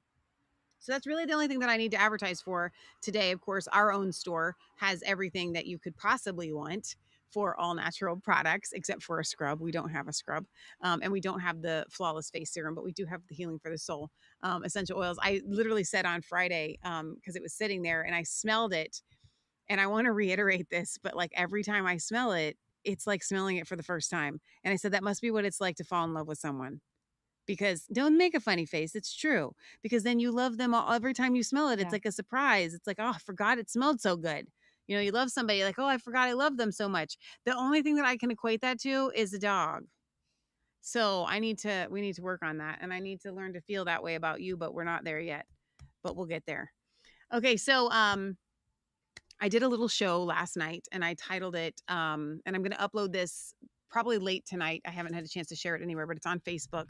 Some people have not hit a knot in the wood with their chop saw, and it shows. So it's a little kind of spiritual story of something that happened yesterday, which I think you guys will enjoy to go and watch that today. Yeah, so Michelle helped raise up our cousin's house yesterday. Raise it up. She and if you've ever been under a crawl space, I don't recommend it. No, and I think that's why my knee was hurting today. If I'm being honest, I was on my stomach. That's exactly and why. Also kind of like my knees for 4 hours. Yesterday, you were in a my crawl elbows space. are raw because I was sitting like this the whole time, like down there. She was in a crawl space Look for at me. 4 hours. I mean, yeah. I lived to tell the tale. You and Matt and Jason, our cousin, they got the I grow big gene. So both he and my cousins, my Uncle Jack's, who lives with us, his sons are 6'2" and 6'3", and American football player size. They're big guys. They're not huge though. They're actually very thin. No. They're not thin. They're just normal sized. They're not like big guys. They're just normal sized big guys. They're big guys. They're big guys. When I think of a big guy, I think of somebody that's kind of bulky. They don't have that kind of like bulk, like a big guy, but they are still way too big to get down in that crawl space. So yeah, it was funny. So you have to go and watch the video. I didn't think Leah was watching it, so I was divulging some things that I would not have otherwise dangerous. Shared. And she's like, Leah yells up and she's like, I'm watching you right now. And I'm impressed that everybody was like, everybody worked together. His friend Ryan, his brother-in-law, and Matt and Michelle, and they were all just making it up on how to We did raise good. this house Yeah, when we they did good. made it, when they first built that addition, was not done well. All right, so over on YouTube Resistance 6 Church earlier, Julia said, I bought ground beef from my local butcher and made it into patties. It was over $8 a pound. If I could get a half a cow for an average of $5 a pound, I'd be delighted. Leah and I were saying how we usually get a whole cow and then give a half to, or sell a half to. No, that I want to make sure I'm saying this legally. We go in with some people and get a whole cow. Right. Let's put it that way. And every year, and it averages about $5 a pound after we pay the butcher and pay for the cow on the hoof. Julie says, I believe that's a Toulouse goose. I think they originate in France. Earlier we played the cutest little video, and I don't know the name of like the mother goose looking goose there. Albert and Victoria were first cousins, says homeschooling art class. You know, it does happen over there in the UK, and I don't know about you people over there. So next Sunday is going to be a crazy Sunday. We have like a gazillion dogs and a lot of pet visits. I am hoping to come to you around noon 30ish. So just keep a lookout for us. Today we were early for being for a normal time. Yeah. So we're gonna keep trying. If it's first, you don't succeed, you try and try again. Yeah. Okay, so we've done some phenomenal shows this week. The Healing for the Fractured Soul and Revelation Red Pill were so great. So please go check those out. I also got in my bees. So that's 42 minutes of bee action that you don't want to miss. And then I just had another word of encouragement about getting frustrated and not venting that frustration to everybody around you. And then, of course, the one I did last night. So if you've been missing Resistance Chicks, there's no need to, because we've got plenty of content thrown at you since we missed half of our show last week because of the car wreck. So Leah did an explanation about that video, about what happened and later. It was really powerful. So go and check that out. All right, we will sign off here. We're not going to end with any kind of commercials or songs or anything, just for the sake of time. We love you. God loves you. God bless. Remember, it's not just a conspiracy theory if it's actually the truth. Thank you to all of our moderators, all of our supporters, everybody that prays for us, everybody that's a part of the Resistance Chicks family. If you share our content, if you like it, if you tell your neighbors about it, the rooster is thanking you. We thank you. My mother thanks you. My father thanks you. George, your uncle. Fanny's your aunt. And we'll see you next time. Okay, bye, guys. God bless.